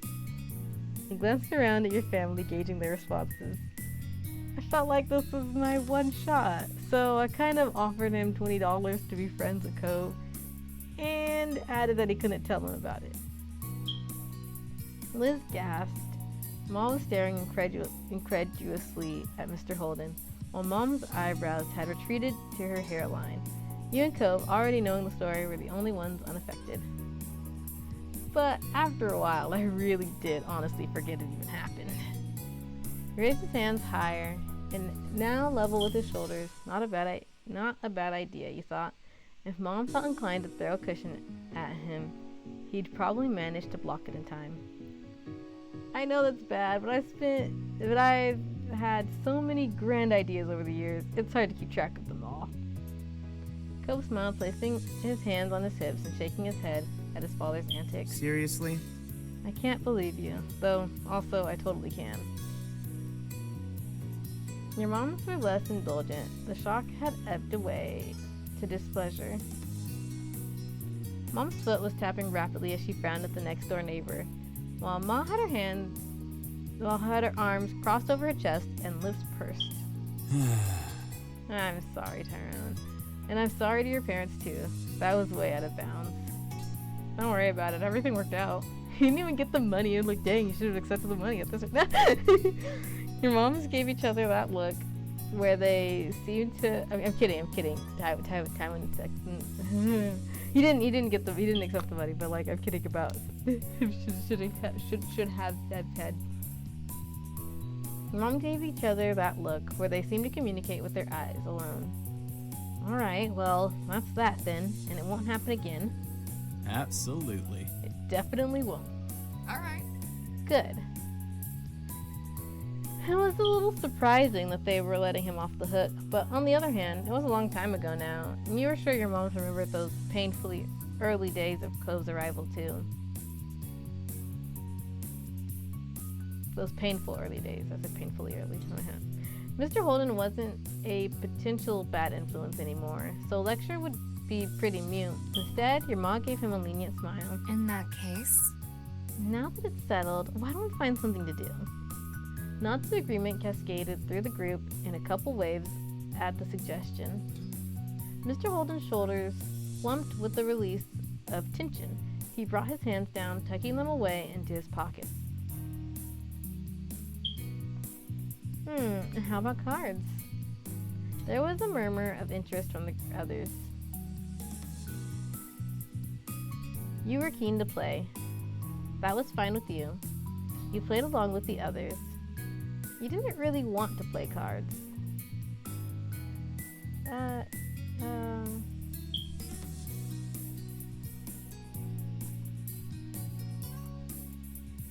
I'm thinking about when I built his house on The Sims. I did give them a card table. They had a card table right by him and his sister's room, so they could just like go out there in the hallway and play cards. So I guess we'll say that he likes playing cards. It's decided right now. It's official. Ty likes playing cards.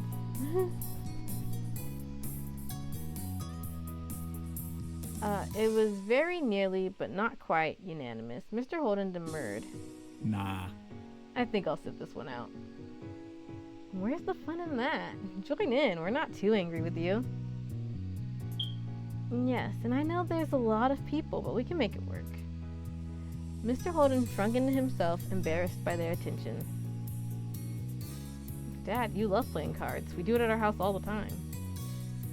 Dad? Mr. Holden broke under the combined force of everyone's attention. Cove, you're an adult now. You deserve to know the truth.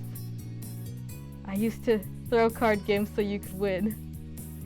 I put up a good fight, but I always made sure to lose a lot more rounds than I won. He toyed with the end of his ponytail, clearly distressed at the second great secret he was revealing today. I know people want to be taken seriously if fake wins don't mean as much, but I couldn't help myself.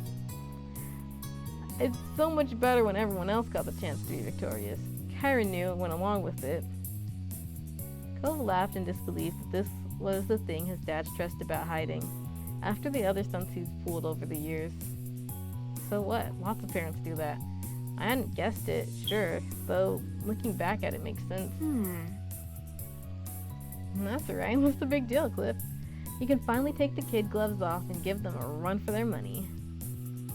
Maybe even actually money in your case. Mr. Holden smiled coyly, his gaze lowering. I'm not sure that's a good idea. Why? And why not? He waved his hands expansively, the movements fluid and vague. It's just, actually, I am something of a card shark. I used to make lots of fast cash-off games. Casual players don't have a shot unless it's a game of pure luck. Cove's jaw hung open, his wide eyes fixed on his father. Really? There was a touch of amazement, even admiration, nestled among the shock. The other members of the Jones family exchanged looks, ranging from Liz's disbelief to Mom's intrigue, with Ma somewhere in the middle between the two. You can't simply make a claim like that and expect us to go along with it. Let's see you back it up, Shark Man. Mr. Holden gave her a crooked smile, his demureness quickly being replaced with the confidence of someone very skilled or very misguided. You sure about that?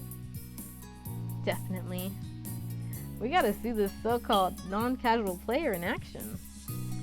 Well, I might be able, though who knows, maybe I've gotten rusty. His coyness continued to rile the gang up. He was getting a kick out of it now. Please? Alright. I can dust off the old tricks. Great. Cove beamed at his father while Mom clapped Mr. Holden on the back. Liz darted off to get a deck of cards, while the rest of you settled in for the game.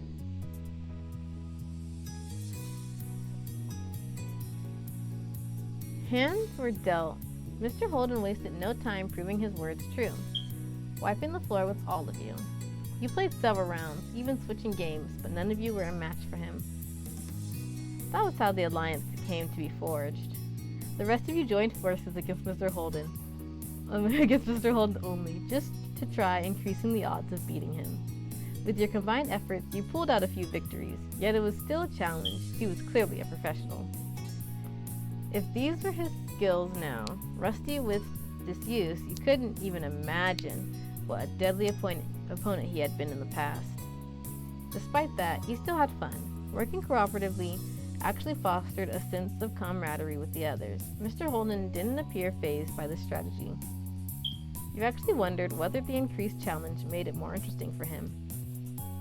You spent the rest of the afternoon together with your family and the Holdens, having fun. It was an interesting evening for sure, with many discoveries for everyone. It was freeing, and yet simultaneously, you felt more tied together than you had before. Alright, we got 2 done. I don't think I can do another one. But we got 2 done, so that's cool. If I check my calendar here. Hang on. My laptop's going really slow. And like, I checked the stream and it's like, looks like it's kind of far behind. So that's a little awkward for me.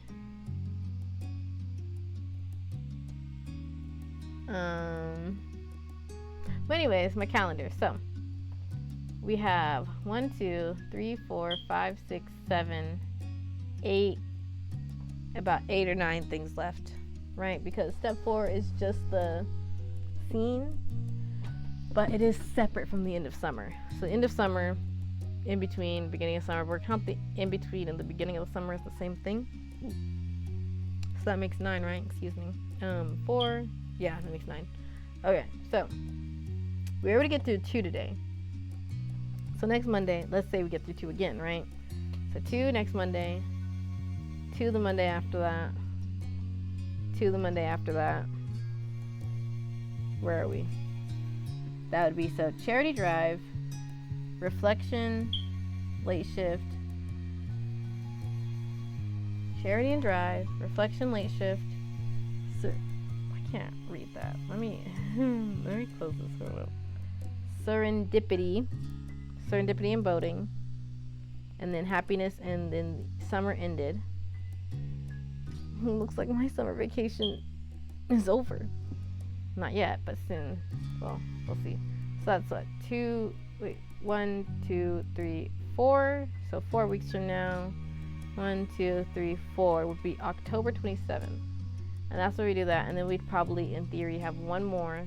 So November 3rd is in theory when I would be finishing, if nothing changes. There is, well, we'll see. So we've proven now that I can do 2 in 1 sitting, even though it was a little bit rocky. I had to keep stopping. Apologies for that.